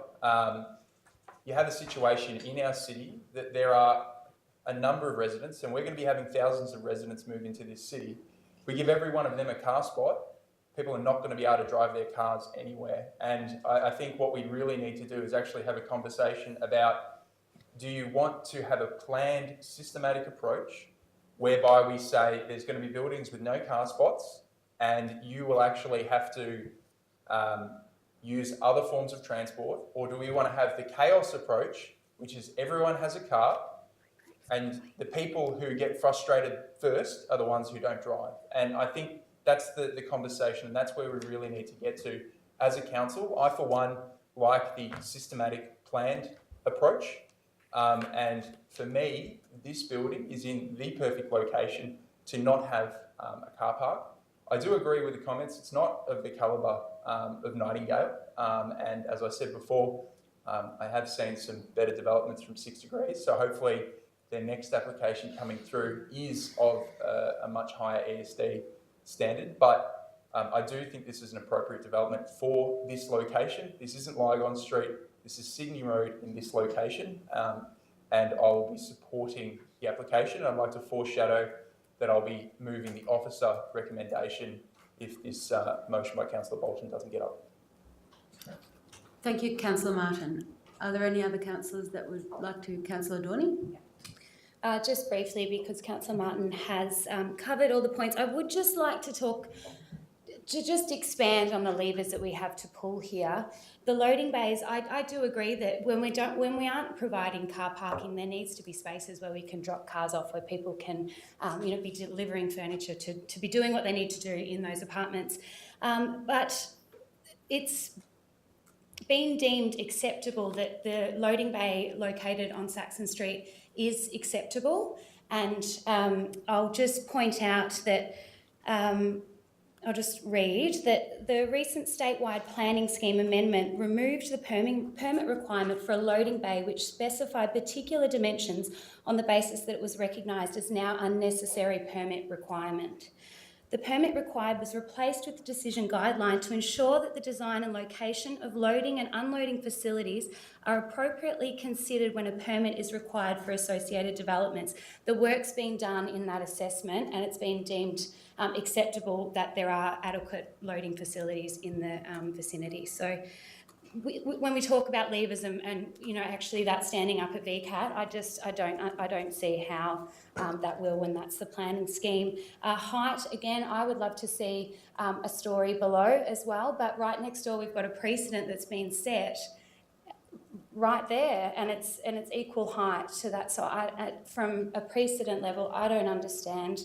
I do think this is moving towards the type of development we do want to see more of. I think the assessment around looking at, so within 400 metres of the site, there's 14 car share options, which as someone who doesn't drive and rides a bike and uses car share, with a spot that is conveniently located to bus, tram and train, which I know we need to increase frequency and capacity for, I think that this is the type of thing that we do want to be seeing. And if we are to ease congestion, it's the type of development that we have to be building in Moreland for the future residents, as well as ease congestion for those existing today. So yeah, that's why I'm voting against. Any other councillors like to speak to this motion? No. I just wanted to mention that I won't be supporting the motion to refuse, just simply because it's a motion to refuse. It isn't a motion to drop a level. So I'll just to flag that with you. Councillor Walton, did you want to close the debate? Go for it. The reason why it's a motion to refuse is because it's given it's a proposal for zero parking, it would be hard to create a condition for a loading bay. It really necessitates a refusal to the whole for the whole project. But given that there's a development next door which has been approved, which also won't have a loading bay, and this one won't have a loading bay, and potentially future developments along this street won't have a loading bay, this is especially if other buildings are built with zero car parking, we are facing quite a disaster in this city. We're actually not thinking about, maybe it's because blue-collar workers are invisible to professions. Maybe that's what the issue is, that we don't consider blue-collar workers do valuable work. But all of these apartments and commercial enterprises need to be serviced by people, some of whom have to carry heavy tools. So, I mean, I think the planning scheme around this has been weakened, but I think we do need to communicate that this is not satisfactory at all. It is very difficult often to get to access loading bays on Sydney Road. It's not always easy because there are more and more developments that don't provide loading bays, and there are more and more cars on Sydney Road. We've also got a proposal not being discussed around council, but not a concrete proposal at the moment, to remove parking from Sydney Road. So, you know, obviously there are things that, if that eventuates, that have to be worked out regarding loading bays and disabled parking. But that would mean loading bays would have to all shift behind Sydney Road, I would imagine. So that would mean, you know, we've got this lone little loading bay and a proliferation of developments where there is no, you know, where there's no loading bay being provided for residents moving in and out, etc. Sorry, Councillor Bolton, you have 2 Nightingale, minutes. those residents have made a commitment to not have cars in order to buy into Nightingale. But I just think we are not future-proofing Moreland with by passing a development like this without sufficient ability for workers to service the place. Thank you, Councillor Bolton. So considering that was closing the debate and there's no further debate, I'll put this to the vote. So all those in favour of the motion? And against? Declare that carried. Lost. Sorry. You know what I mean. And the alternative. Yeah, and so I'd like to move the officer recommendation. Thank you. And do you have a seconder? Second.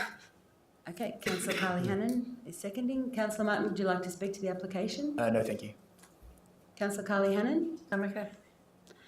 Would anybody else like to speak to this motion, which is I'm sorry. the officer recommendation? Yeah. I want to move just a slight amendment. Yep, you can do Is that. that okay? Yep. So just at note 4,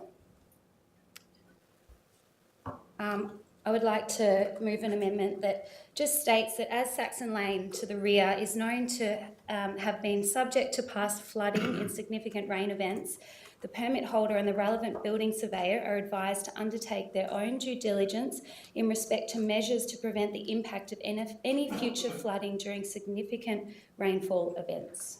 Happy with that, Councillor Martin? Yeah, that's acceptable. Okay, does anybody need to speak further to this motion to pass the officer recommendation with that slight amendment at note 4? No further debate. I'll put this to the vote. All those in favour? Against? Declare that carried. I'll now throw back to you to outline what happens next. Thank you, Councillor Abood. So Council has resolved to adopt the officer recommendation with a slight amendment to the note, or to include a new note, and a notice of decision will be forthcoming. Objectors will have an opportunity to appeal Council's decision, notice of decision, within 60 days of the decision, 21 days of the decision, and the applicant has an opportunity to also appeal Council's decision and clarify any conditions. Thank you. Thank you. I'll now move to the next report, which is DED 7418, 15 to 19 Clark Street, Brunswick East, planning permit application MPS 2018/7. Thank you. It's not? Yeah. Thank you. Robert? Mayor, councillors and members of the gallery.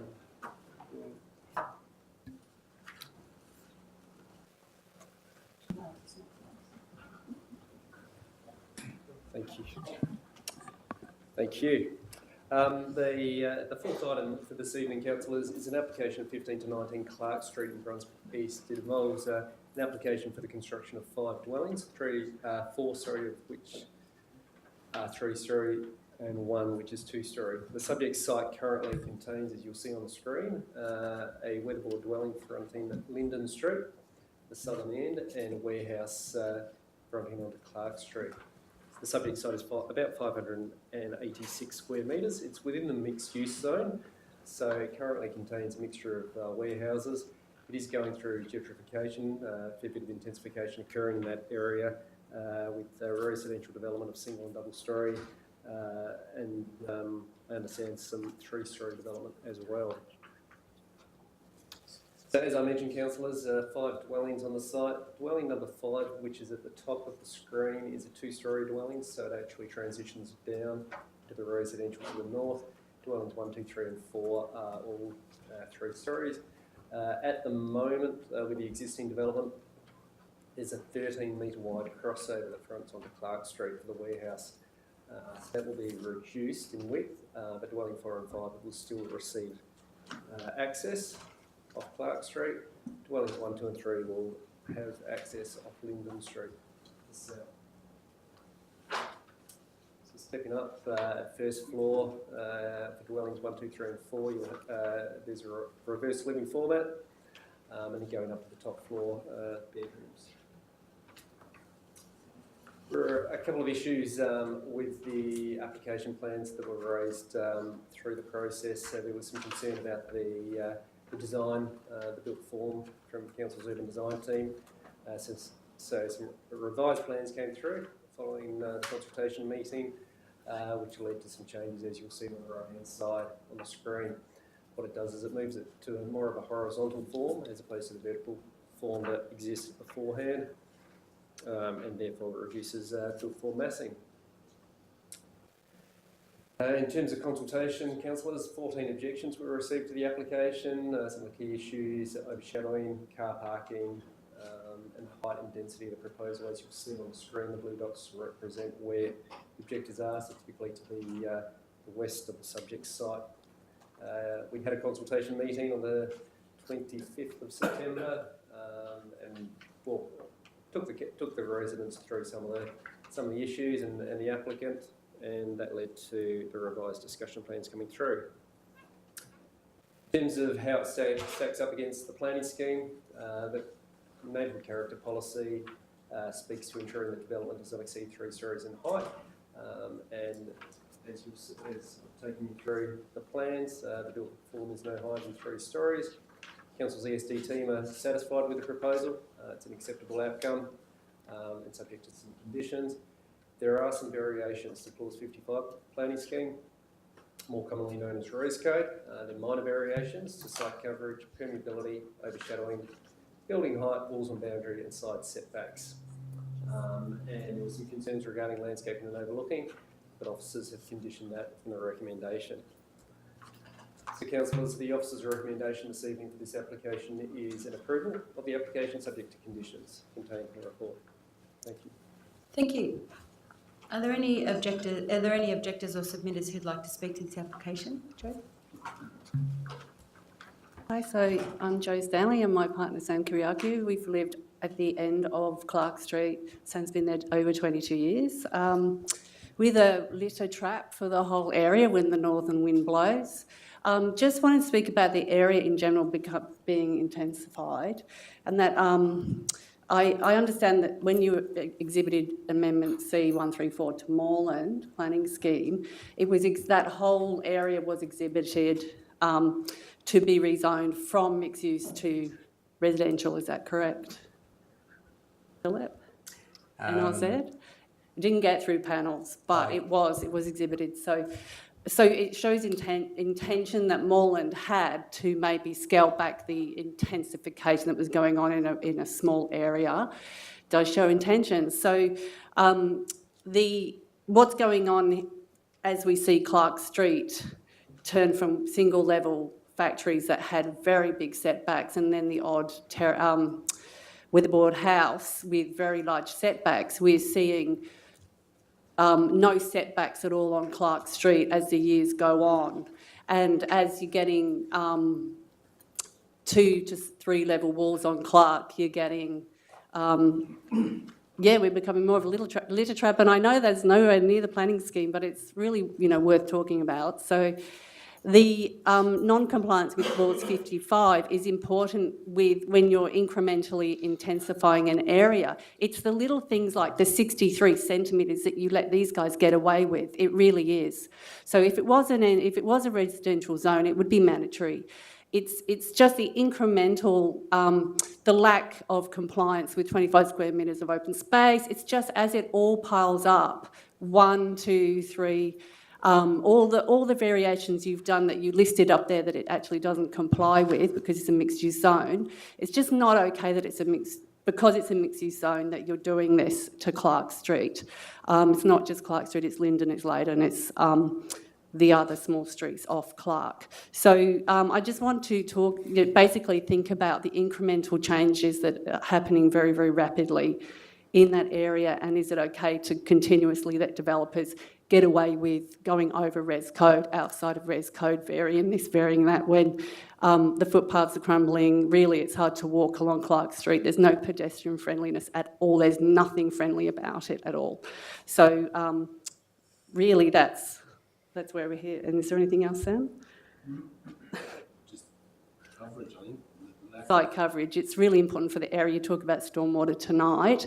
There's a whole lot of water outside the corner. Every time there's a big downpour, there's water up Clark Street. There's water. We can't get out our driveway. There's a spoon drain outside our place. It just gets clogged up. So it's just the accumulation of intensification in the zone that was intended to be residential. So thank you. Thanks, Jo. Are there any other submitters or... Thank you. I'm the permit applicant. Are there any other objectors or submitters who'd like to speak to the application before the applicant? Go for it. Thank you. My name's Peter English. I'm the planning consultant who lodged the application for John Mazza, who's the owner of the site. Thanks, councillors, for the opportunity to speak. John and his family have owned the site and had a metal fabrication business on the site for since the late 60s. And it's simply a point in time where they are choosing to move on. Retirement age is coming, hence the site is being redeveloped. In what way we say is a way which is consistent with the emerging character of the area. If any of you are familiar with the site and the surrounding area, you'll note a number of three-storey developments and terrace developments very similar to what's being proposed in this case are already existing in the area. And we simply say what's being proposed in this case is a continuation of what is emerging and is also existing in the area. So as you've heard, the site is situated in a mixed-use zone. The mixed-use zone is the top of the residential zone hierarchy, and we say is the zone which is ripe for the most intense form of development. We say the three-storey development of this type certainly fits within the characteristics of the mixed-use zone. The site's also, as you'd all be aware, very well located. It's situated between two of the spines of the Brunswick Activity Centre. As a consequence, we consider the form and intensity of the development appropriate, and it certainly provides for an appropriate transition to the neighbouring dwellings, as you've seen on the plans up there, where the development steps down to a two-storey form adjacent to the adjoining dwelling to the north. In terms of neighbours, again, the proposal steps down to a two-storey form to the north, and the other abutting neighbour, which is to the west, there's a setback provided in the form of the driveway from that western neighbour. As you would note in the officer's report, there's a small amount of additional overshadowing, less than 1 square metre, of number 17 next door at 9 a.m, but there's additional sunlight provided at 10 a.m. due to the removal of structures on the site. We're fairly happy with the conclusions in the officer's report in that the proposal will result in an acceptable outcome from an overshadowing point of view, overlooking visual bulk and other aspects that would normally be considered an application of office we also believe are appropriate. That's really a summation, and just finally to say that we really agree with the officer recommendation. We've done a fair bit of work with the officers in terms of amending the application at a number of points throughout the application process, most recently after the consultative meeting, and I'm more than happy to go along with those amendments and amended plans, which were, I guess, the basis of the council report. If anybody else has any questions, I'm happy to answer them. Other than that's all I have to say. Thank you, Peter. Did any councillors have any questions? No? No questions? Thank you. Councillors, if there are no questions, could I please have a motion? Councillor Martin. I'd like to move an alternative motion to the officer recommendation, and that is a motion for refusal. And I'm happy to talk to the points if I have a seconder. So this is the refusal that's already been circulated. Councillor Carly Hannon. Thank you, Councillor Carly Hannon. My motion for refusal covers several areas. It is one of those sites that is, death by 1,000 cuts. Unfortunately, normally if we have this application, it comes before us, there's one or two things you can kind of negotiate. Yep, there's some issues here, but sometimes discretion we allow it to slide. Unfortunately, this application exceeds too many of these things. Permeability is at 14%, our requirement is 20%. Site coverage, 60% required, this site is 63%. Height, 9 metres, this site is 9.6. We're losing some of the setback on Clark Street as well. The setback on the other side is actually 80 centimetres too close. You've got 0.7 metres of overshadowing. So there's so many small discrepancies that it is actually enough for me to put forward this refusal here. So it is a situation that the area is developing. There's going to be development on there, but I do feel that the current application as it stands is a slight overdevelopment, and these issues for me really need to be addressed, and that could be addressed by reducing some of the bulk and actually addressing some of these issues. I do recognise it is in a mixed-use zone, and as I said, this area will develop, but for me, there are just too many non-compliances to allow this application to go through. Thank you, Councillor Martin. Councillor Carly Hannon. Briefly, the main points that I'd like to raise are the setback, because that does really play the interface for the residents as well who live nearby and who walk down the streets, and also the permeability. So both of these factors also impact on the ability to have tree coverage on the site and also on the streets, and considering that it is a mixed-use zone that is turning into a residential zone, it's important for council to consider how we can ensure that it doesn't add to the heat island effect and that we actually can get, a cooler city. Thank you. Thank you, Councillor Carly Hannon. Are there any speakers against the motion for refusal? Would anybody else like to speak to the motion at all? Just briefly. Councillor Dorney? Again, I agree with Joe Stanley that this is, it's a lot of incremental non-compliance that actually when combined really is affecting, it doesn't create the best development here, and I think we need to go back to the drawing board and do better, while recognising that there has been a lot of progression, and I thank the officers for working and negotiating with the applicant on that. I think just the permeability thing, when I first saw it and it said, minimum 20%, it's actually achieving 14%. The fact that the storm rating is at 111%, which is quite good and, better than the minimum.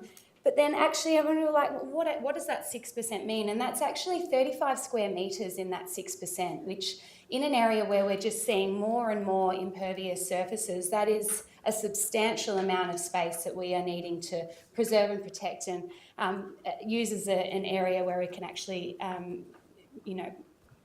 capture some of that water and get it back into the groundwater and try to keep it out of our stormwater drains. Just add to that. Thank you, Councillor Dorney. Are there any other councillors that would like to speak to this motion for refusal? No. With that in mind, I'll put this to the vote. All those in favour? Against?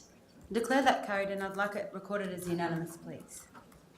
So I'll throw back to you, Robert, for the next steps. Thank you, Mayor and councillors. The council have resolved to issue a notice of refusal based on the varied grounds put up on the screen. As objectors, you'll have an opportunity to potentially an opportunity to participate in the VCAT appeal should the applicant decide to appeal the decision. The applicant has 60 days in which to lodge an application for review. If the applicant lodges an application for review, they will also provide details to yourself as an objector. Thank you. Thank you, Robert. So the next report we have this evening is, I suspect, the one everybody's been waiting for, and the last report, DED 7518, 19 Balderry Court, Gowanbray, planning permit application MPS 2018-607. And I'll move to the officers to present the report whenever you're ready.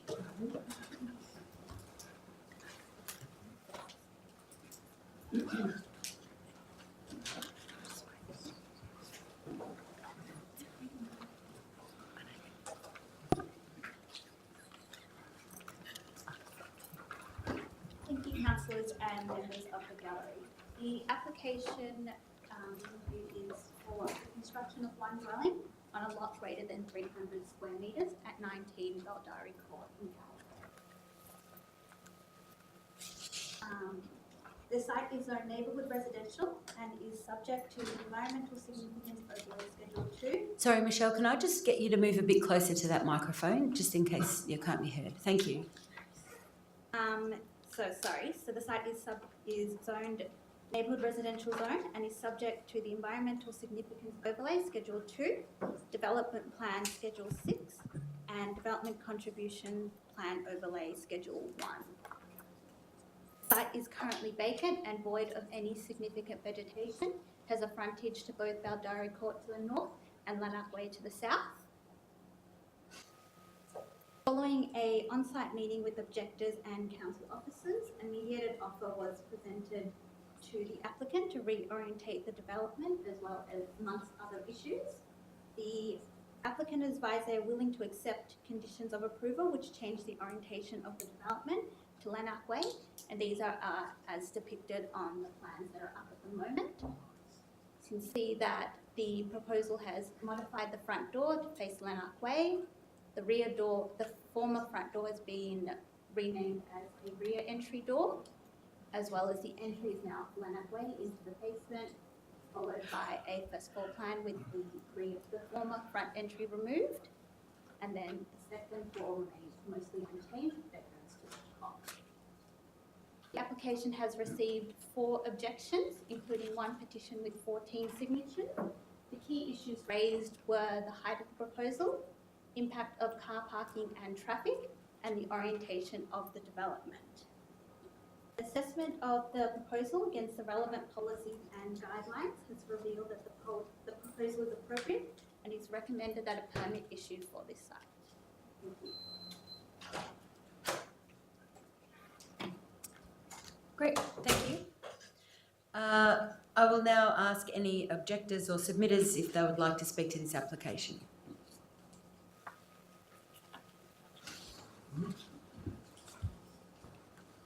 Good evening, Madam Chair, members of the panel.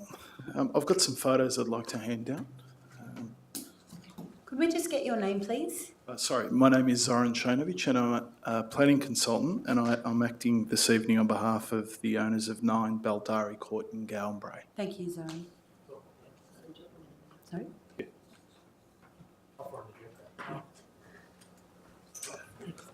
Thank you. Thank you. Thank you, Zoran. Sorry. That's all right.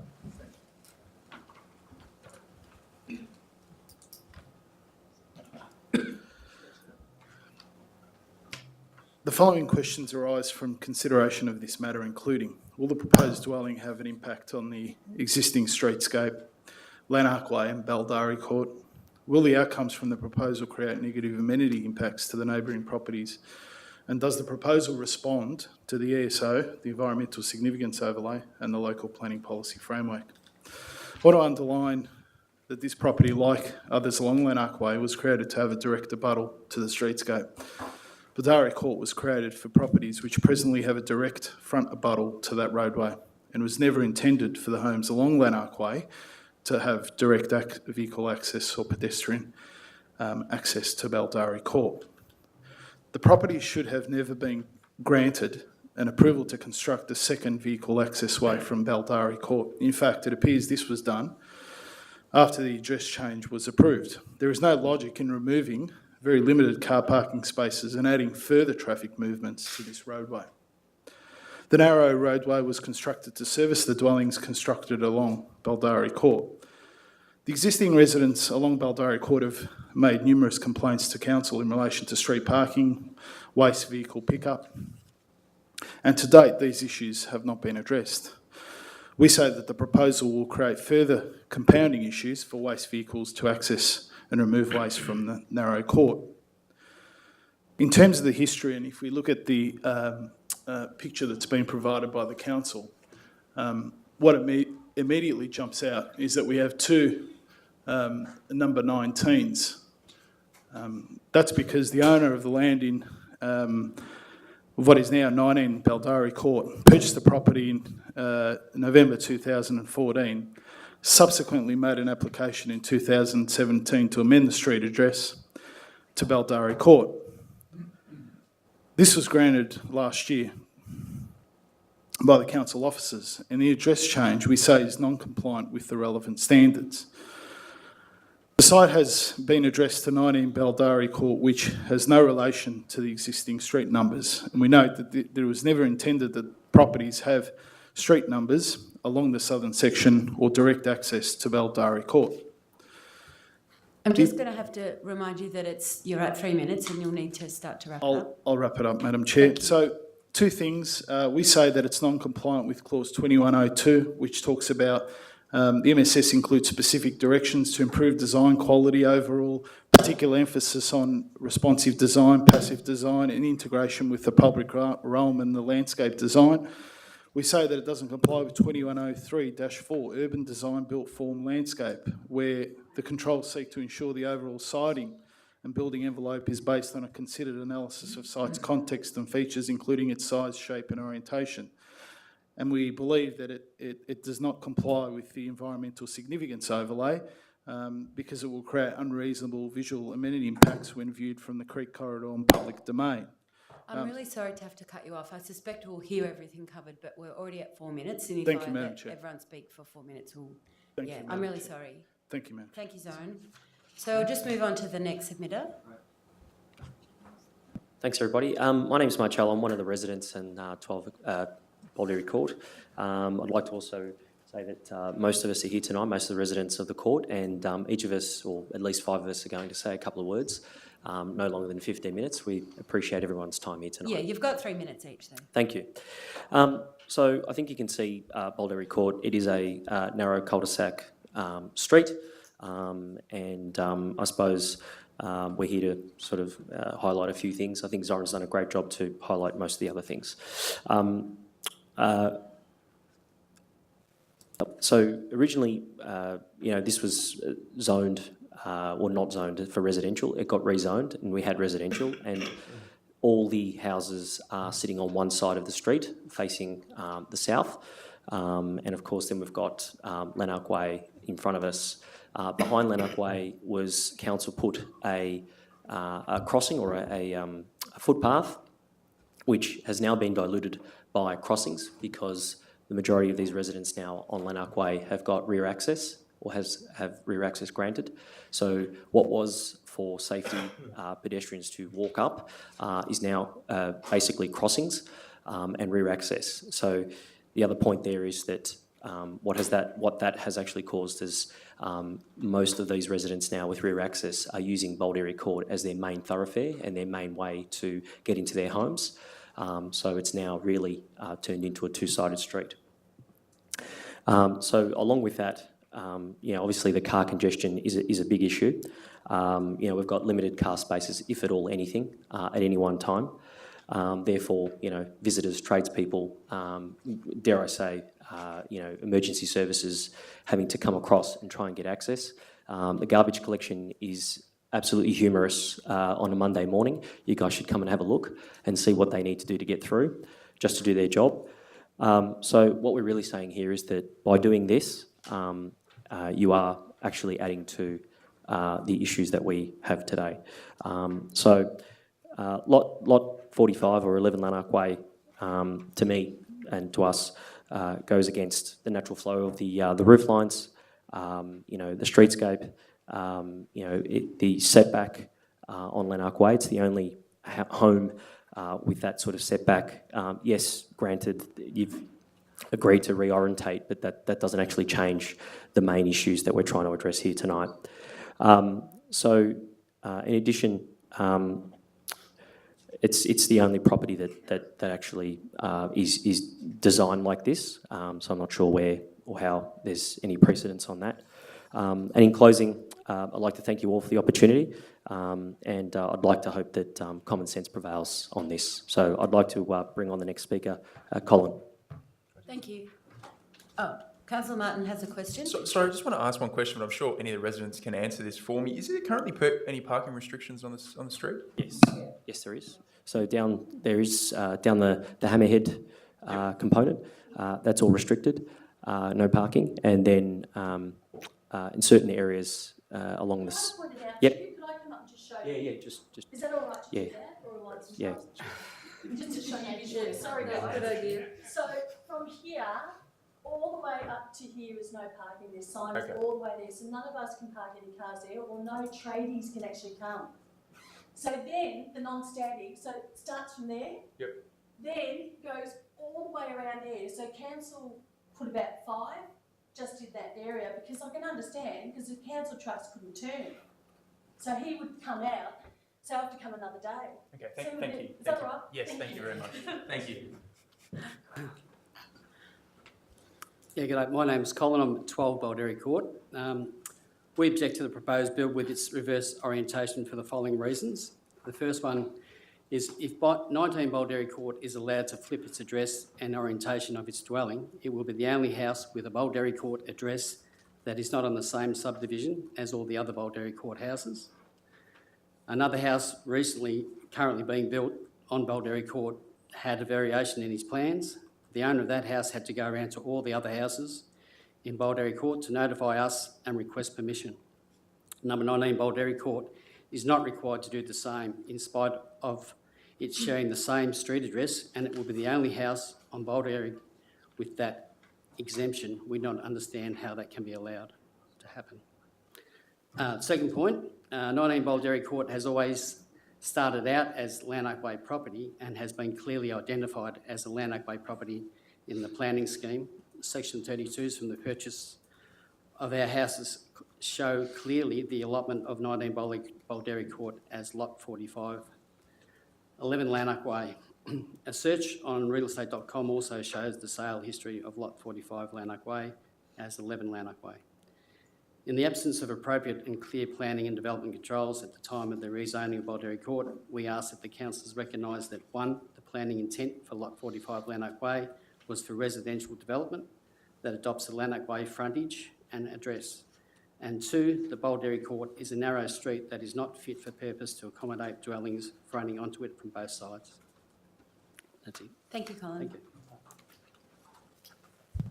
My name is Aline and I'm one of the residents in the group as well. I'll continue from where Colin has left off. So point 3 for our reasons for objection is that against ES02, the Schedule 2 of the Environmental Significance Overlay for which this planning application is being considered, under point 2, environmental objective to be achieved, under the landscape and visual amenity, the following 3 objectives has stated. To improve the views and the local awareness of the open space, to heighten the visual and recreational amenity to benefit the local community, and to improve physical and visual access into and along the length of the creek system. The proposed build on Lot 45, number 11, Lanark Way, with its reverse orientation and rear sighting position on the block against every other house on Lanark Way, creates a structure which will dominate the landscape and open space rather than complementing it. It will create a disruption to the roof lines along Lanark Way due to the proposed build being set right back on the rear of the lot. And rather than improving on the views, the local awareness of the open space, heightening the visual and recreational amenity, or improving the physical and visual access, we argue that the proposed bill would destroy the streetscape and the neighbourhood character of Lanark Way and the suburb. It goes against all the 3 objectives in ES02. In the report that we read that the council put out for this meeting, council also mentioned that the application was assessed against the local planning policy clause 21.02, which is vision, which states that the new development must be designed to respect existing neighbourhood character and contribute to an enhanced landscape character. We feel that this proposal doesn't do that. After the initial draft of our speech was finalised, the agenda and the documents for today's meeting was released on Thursday, the 22nd of November. It was the first chance that we got to read the report put forward by the council's planning officer in relationship to the planning application. Following that, on the Friday of the 23rd, we received a revised set of plans that Balderry Court was, the 19 Balderry Court had put forth, and it was provided to us. Now, we note that in the revised plans, apart from a minor revision to the height of the structure, the creation of a front accessway, a rear fence, and the relabeling of existing items in the plan, nothing has changed from the original plans submitted by the applicant, which we objected to. Most notably, there are no changes to the intention of how the applicant is planning to site the house. We note that the planning officer has recommended that the planning permit be issued subjected to a list of conditions. The conditions include the reorientation of the development to have a primary frontage to Lanark Way and change of street address back to Lanark Way as requested by us. We assume that these revised plans submitted are targeted towards achieving those conditions. We have been informed by the planning department that the revised plans currently do not meet the conditions in the report, and in particular conditions 1B, 1C and 1D. However, we note that the planning officer has not required that the dwelling be recited from its original plans to align with the existing natural roof lines and the house frontages on Lanark Way.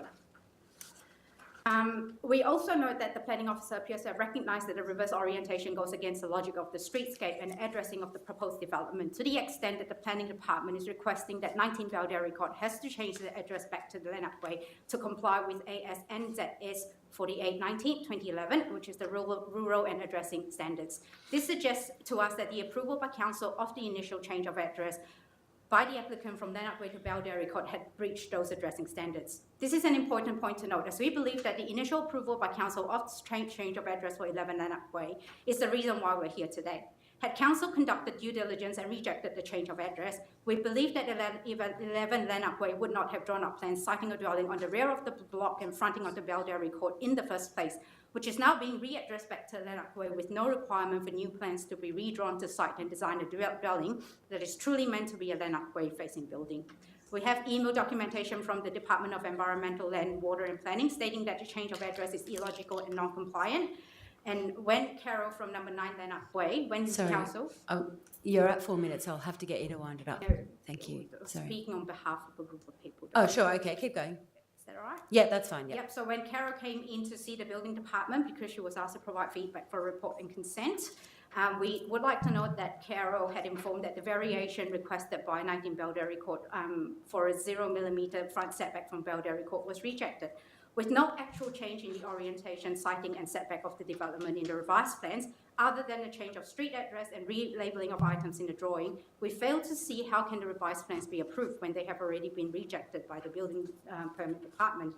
These revised plans changes nothing of the situation which we have objected to. The streetscape and the roof lines of Lanark Way remains unchanged and destroyed in the same manner. It shows no intent for the applicant to live and function in the dwelling as the Lanark Way property.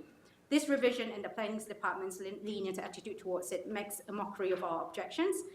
A little bit of an appeal towards us to say you got what you wanted, but not really. Surely it is obvious that if the development is not both recited and reoriented, then just merely changing its address and building fences and gates will not change the detrimental impact it will have on the landscape and visual amenity of Lanark Way, Balderry Court and the suburb of Gowan Bray, which has been the focus point of our objections right from the start. Pass you on to Julia. Thank you, that was good. Thank you. I too have photos. Here's some I prepared earlier.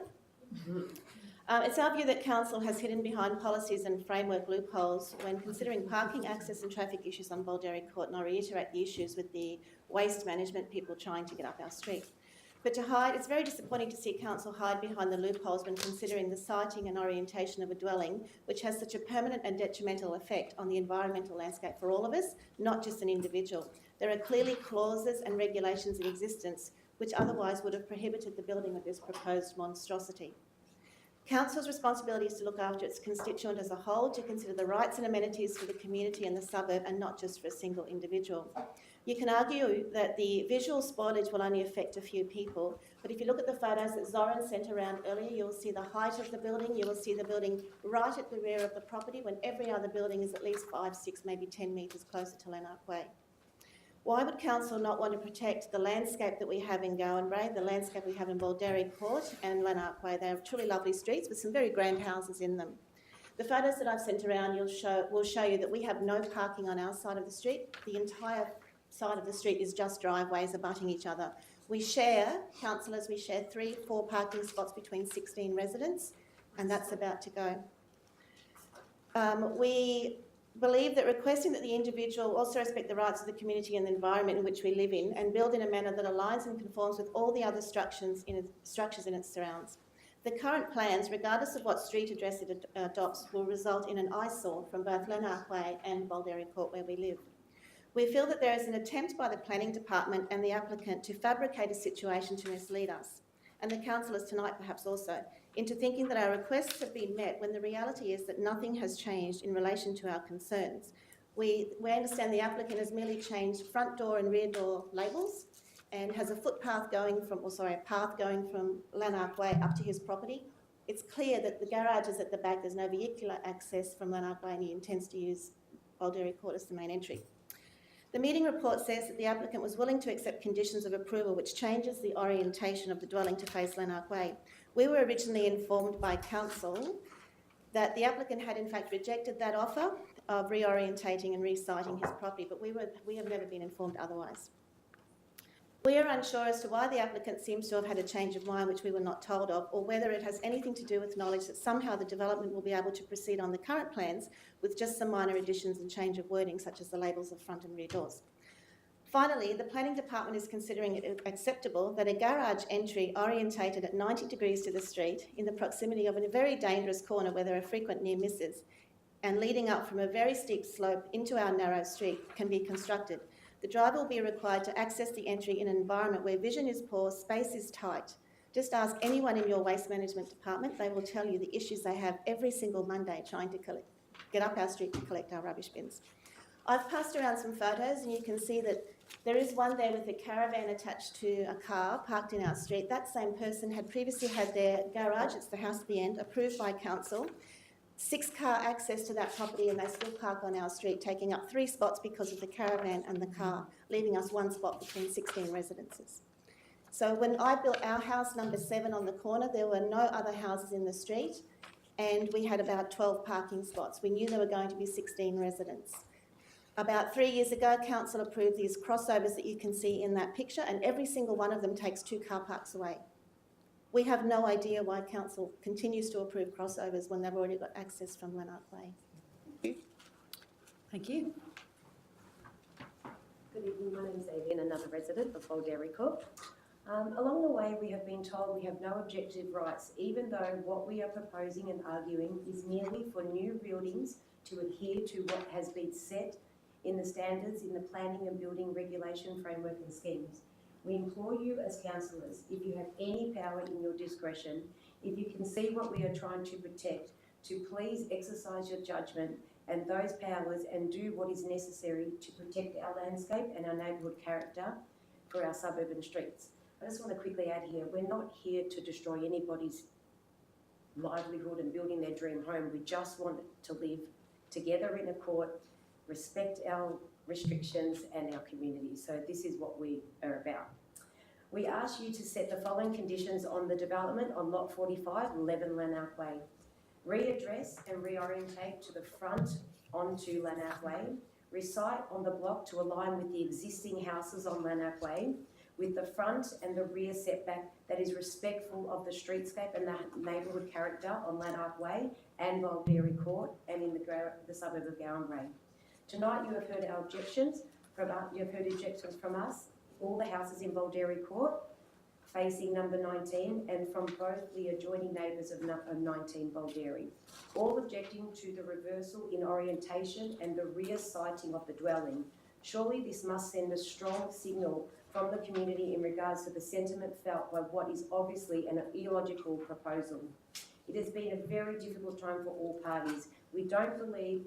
If we didn't believe so passionately in our cause, we would not be fighting tooth and nail and be coming up against brick wall after brick wall.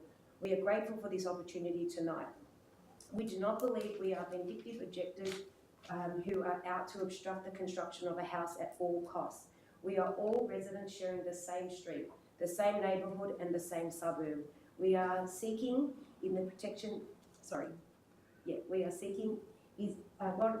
is the protection of the consistency of the street and the neighbourhood character of our living space and to share the space with the structures that are similarly respecting the urban footprint and character of our street, rather than dominating and contradicting the existing structures.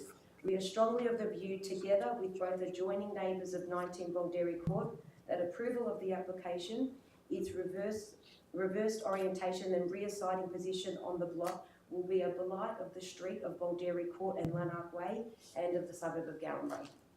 Thank you. Thank you. Thank you. Good evening. My name is Michael Ryan. I'm a resident of Lanark Way, which is on the odd one out here. Lanark Way is one of Galway's premier streets. It has spectacular views over the Moonee Valley parklands and Trestle Bridge and has skylines. Not normally get involved in an issue like this. However, what is being proposed is greatly out of line with the streetscape of Lanark Way as well. It's not keeping with the nature of the general flow of the buildings in my street. This proposed build is in contradiction to the environmental significance overlay SO2, and with a total disregard to the landscape, the visual amenity and the flow of the streetscape of Lanark Way. It's also not in line with the Victorian Ministerial Guidelines with regards to streetscape. All 23 houses in Lanark Way are built to suit the block. They're all 4 to 4.5 metres from Lanark Way frontage. The proposed build would be in contradiction to my street, as its setback is in excess of 13 metres from Lanark Way, and is more in line with the rear of everybody's house in Lanark Way rather than the front. Also, together with the steepness of the site, this 3-storey house will tower over everything existing house in my street, and will well and truly be above every existing roof line in the vicinity by a substantial measure. The proposed build is very clearly situated in Lanark Way, yet the address change was approved for 19 Balderry. It's very clear that the intention is to use Balderry Court as its front. It's also very clear that the intention is for Lanark Way to be its rear. It would be the only rear yard in Lanark Way, mind you. This is also a total contradiction to every house in my street. I'm of the belief that the proposed bill is to have a zero setback to Balderry Court, as you can see by your plans. I'm of the belief that due to the restrictions, the planning department disallowed a zero setback and put a 4 metre setback from Balderry. I believe the planning department actually pushed his garage back from the whole build back 4 metres. I think that stage, the address was going to change again back to Lanark Way, where he's pushed it back to Balderry Court again. So the planning department, I believe, has pushed it back and then he's pushed it forward. This does make a mockery of the planning department's decisions. It makes a joke of everybody's complaints here. It's very clear that this is built for 19 Balderry in every aspect of its design and nature. Sorry about my telephone. Oh. I hardly get a call. This entire concept is totally against the streetscape of both streets, and look out. Look, there is no genuine change that's been put to change it back to Balderry Way. There's a very old-fashioned saying, and I believe in old-fashioned sayings, look, if it looks like a duck, if it waddles like a duck, if it quacks like a duck, it's a duck. He's building 19 Balderry. The residence is 11 Lanark Way. Almost. Thank you. Oh. Clock's ticking. Yeah, you can common sense could see what the builder really is, and there's been no issues. There's been no genuine offer to help solve the issues with the residents and move it back. Look, if this build was built in Lanark Way and pushed in Lanark Way, we wouldn't be here tonight. None of us would be here tonight. I'm pretty sure that we get the gist from. Yeah, I think we've heard everything.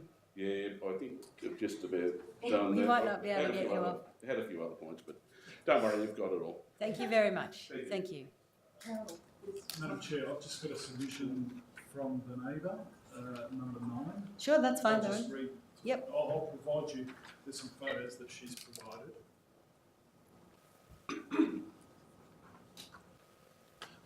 So this is from Carol Dern. She's from the adjoining property at number 9, Lanark Way, Galway. She states here, Dear councillors, members of the committee, thank you for giving me the opportunity to write to you and air my grievances over the proposed construction of a residential dwelling at number 19 Balderry Court. Apologise for not being present in person, but unfortunately my roster is published before this meeting was proposed and I'm currently overseas. The issue I have with the proposed dwelling and the rear set of the property really should never have been a proposal. When I originally purchased my property, Baldari Court was meant to be a retirement home, and this was one of the reasons I chose this block. I was the second person to choose and buy their block in Gowanbray, so I had plenty of choices. When Baldari Court was proposed, I did not protest, as I never believed I would now have to face the dilemma of the proposed dwelling next door. All homes along Lanark Way are aligned with one another. The natural fall of the land helps each house in turn keep its privacy from the next. The proposal of the dwelling at number 19 Baldari Court fails to preserve my privacy that all other residents of Lanark Way enjoy. I am now faced with having a dwelling that on completion will look completely into my backyard and directly into my bedroom, etc. Also, at certain times of the day, the dwelling will cause overshadowing into my backyard and entertainment area.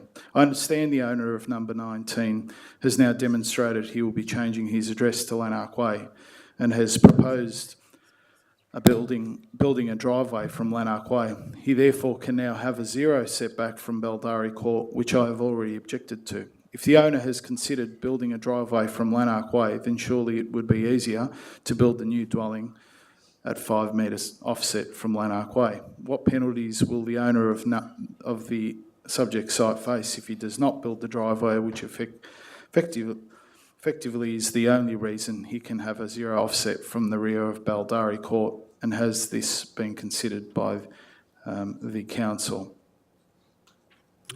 I'm seriously concerned that the rear setting of the proposed dwelling, which is completely opposite to all other dwellings on Lanark Way, will have on my property.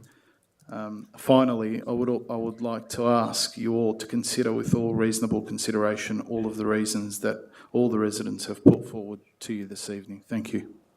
Thank you. Are there any other objectors to this application? No? Okay, so I'd like to hear from the applicant or a representative of the applicant, please. Thank you, Madam Mayor, councillors and officers. My name's Andrew Gray. I'm a town planning consultant. Been asked to represent the permit applicant tonight. Mr and Mrs Nanakara, they are a couple who are here with me tonight. Themselves and their family are wishing to build a new house for themselves in Gowanbray. They've lived in Gowanbray for a long time and they've owned the property for 5 years now wish to build a dwelling for themselves. And the dwelling's on a block of some 720 square metres, so it's a large property. It's a steep site, as noted in the officer's report, 11 metres, and that's a consistent theme in this part of Gowanbray. They're very steep slopes. If you go out and stand in Baldari Court, what you'll see opposite the site are 3-storey dwellings. I would point out that those 3-storey dwellings would now be prohibited under the neighbourhood residential zone, but they're existing conditions. Those dwellings are predominantly set back behind hard stands with minimal landscaping. The subject site is set back behind an area of front garden which will have the opportunity to be well landscaped in accordance with the provisions of the ESO. I would also point out that 2 doors up from the subject site, number 15 Lanark Way, you'll have a property that is built to the rear boundary, fully to the rear boundary, and that's an existing condition of that particular property. As set out in the officer's report, I think it's important to note that the triggers for the application are very confined. The environmental significance overlay triggers a permit because the building is over 6 metres in height. The development plan overlay identifies that the site should be used for 1 dwelling, so it's consistent with the development plan overlay. As set out in the officer's report, because there is a development plan overlay, the application is exempt from notice and appeal provisions of the planning scheme. In terms of the environmental significance overlay, we say that the application is consistent with the provisions of the ESO. The site's some 350 metres away from the creek corridor. It sits within an existing, very built-up urban area. The provision of an additional dwelling, which is consistent in its form and scale to existing development in our submission, will not adversely impact on the significance of the Moonee Valley Creek Valley. This is an unusual situation where we've heard from objectors where the planning scheme does not allow objections. We've heard that my client has sought to fabricate or seek loopholes in the system to seek a permit for his development. He's not done nothing of the sort. He has acted in fully compliance with the planning scheme, has set out in the officer's report issues around siting, privacy and so on, access are all dealt with under the building regulations in this particular case. My client obtained a crossover permit from the Council Engineering Department back in July 2018. That was issued, it was paid for, it was all done appropriately. So we say that the objections that you've heard tonight in relation to the traffic issues, crossover issues, garbage collection, the orientation of the dwelling are not relevant considerations for Council to consider today. The applicant also, there was a consultation meeting of sorts back in September. The applicant was not invited to that or advised of the meeting and didn't have the opportunity to attend that. And that's something that they are very concerned about in relation to that process. Notwithstanding those matters, councillors, my client has agreed through discussions with officers at Council to amend the proposal to orientate the dwelling to Lanark Crescent rather than Balderi, and that's been set out in the conditions of the recommendation, and we're happy to do that. It would mean design changes, it would mean layout changes. It's not token, it is a real change to the plans. We say that we have acted in good faith, or our clients acted in good faith to seek a resolution that was asked of them, and they have responded to that. So we would seek the Council support for the application. Thank you. Thank you, Andrew.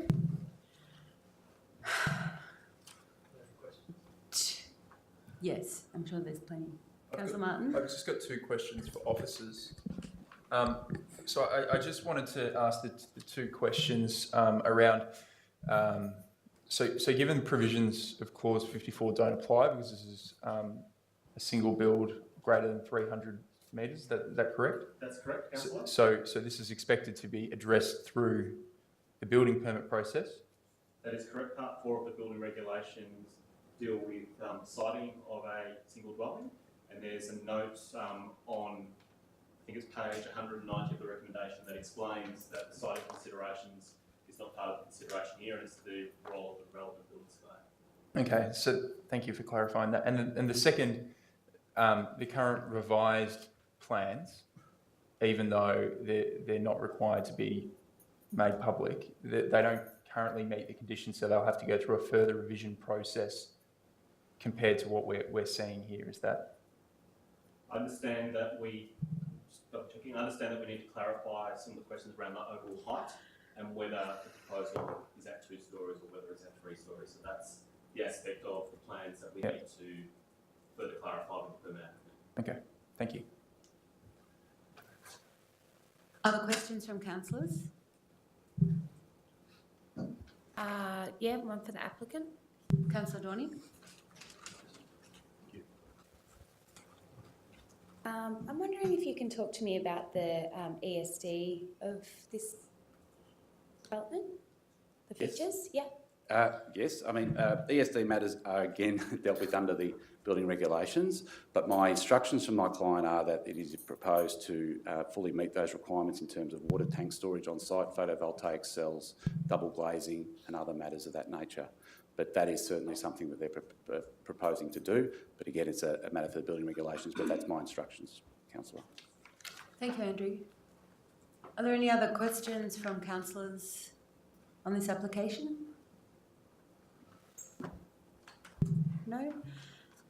With that in mind, I'll ask for a motion from councillors, please. Thought this might happen. Is anyone? Councillor Martin. Happy to move the officer recommendation. Thank you, Councillor Martin. Do you have a seconder for that motion? What happens when there's no seconder? Councillor Carly Hannon. Councillor Martin, would you like to speak to the application? Yes, I know many of the residents in the room right now are probably furious at me for moving that, but our role here in planning is to look at the planning scheme and the considerations that we have to look at. Right now, we can only consider the ESO and the development plan overlay, and for both of those it complies. That's the reason why I'm supporting this application, because it is compliant. I recognise that there is further work to be done, and I hope that the applicant does work with the residents of the street to address some of these concerns, especially the concerns around height. But you know, our role here, and to be honest, I'm quite unsure as to why it's actually sitting here before us tonight, and I believe some of the other councillors called it up, but we have to make decisions based on the planning scheme which we have before us, and that is, it's the current process. I think with the other issues, the traffic issues in particular, especially some of the, I'm quite surprised that it isn't no standing across that entire section all the way up, especially if you're having garbage issues, emergency service vehicles. I think the road is far too narrow, and there is further work that we can help outside of this process to alleviate some of those problems. And so I'm happy to assist with that process, but I will be supporting the officer recommendation tonight. Thank you, Councillor Martin. Councillor Carly Hannon. I echo the sentiments of Councillor Martin, and I'd just like to reiterate that a lot of the concerns that have been raised tonight by residents are legitimate. There are significant urban planning problems with places like Gowan Bray, and us as council need to consider what we can do now that these kind of places have already been built to try and alleviate some of the pressures. Thank you, Councillor Carly Hannon. Are there any councillors that would like to speak against the motion? Councillor Farnley.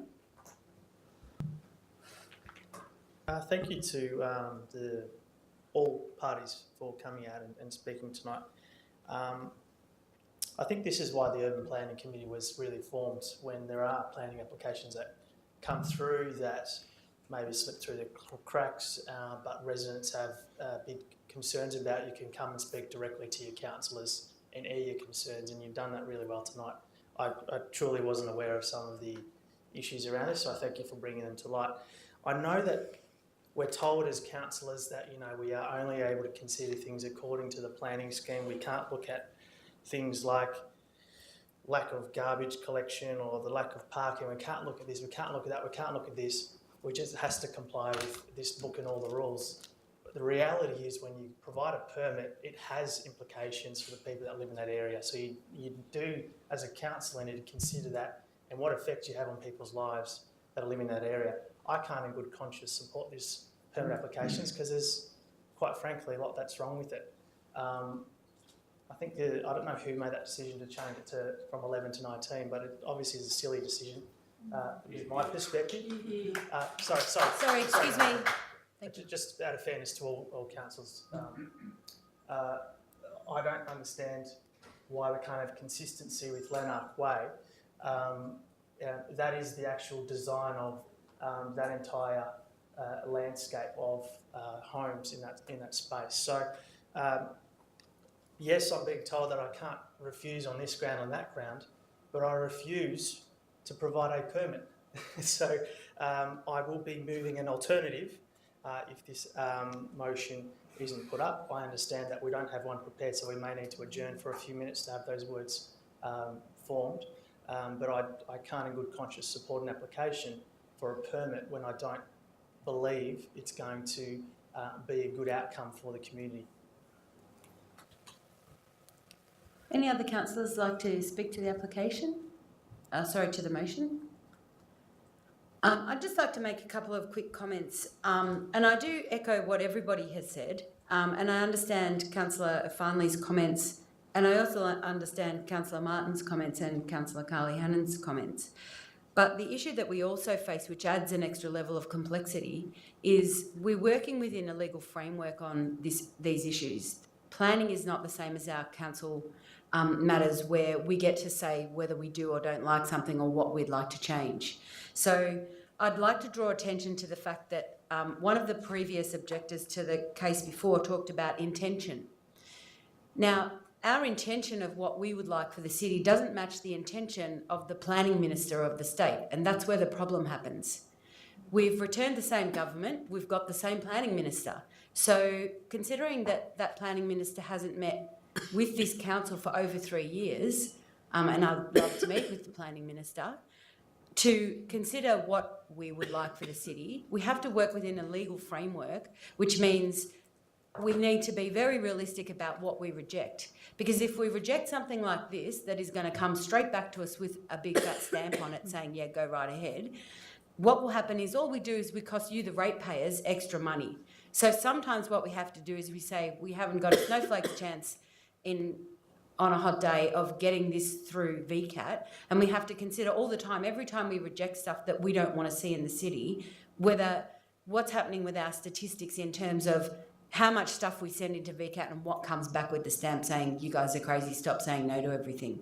So this is the other tough position that we're in, and it's why when I asked for somebody to put this motion, what we got was tumbleweeds, because nobody wants to put the motion. But unfortunately, it needs to be put because otherwise it's just going to be a bit of a farce, really, of the work that has been done between the applicant, the officers, within the planning scheme, within the rules of the state planning minister.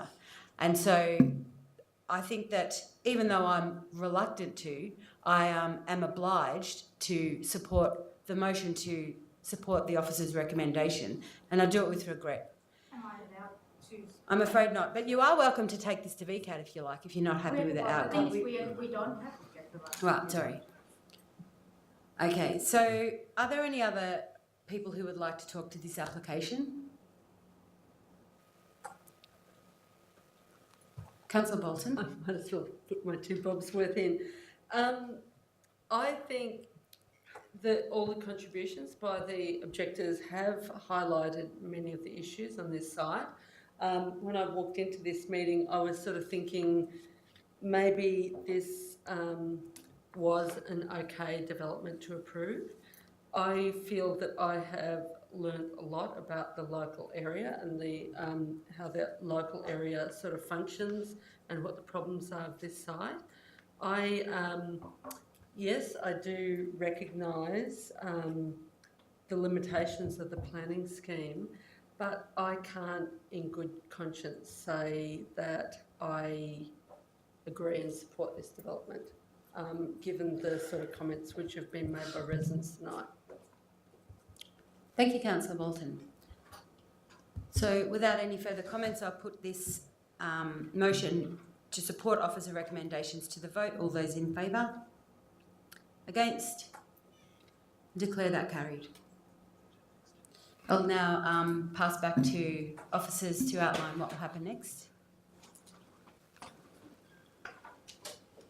So the next steps is to issue a planning permit for the construction of one dwelling at 19 Belgian Court, subject to the conditions contained within the recommendation. Thank you. As there is no urgent business on tonight's meeting agenda, that concludes this evening's meeting. So, councillors, members of the gallery, and to our viewers live streaming at home, I declare the council meeting closed at 9:15. Thank you.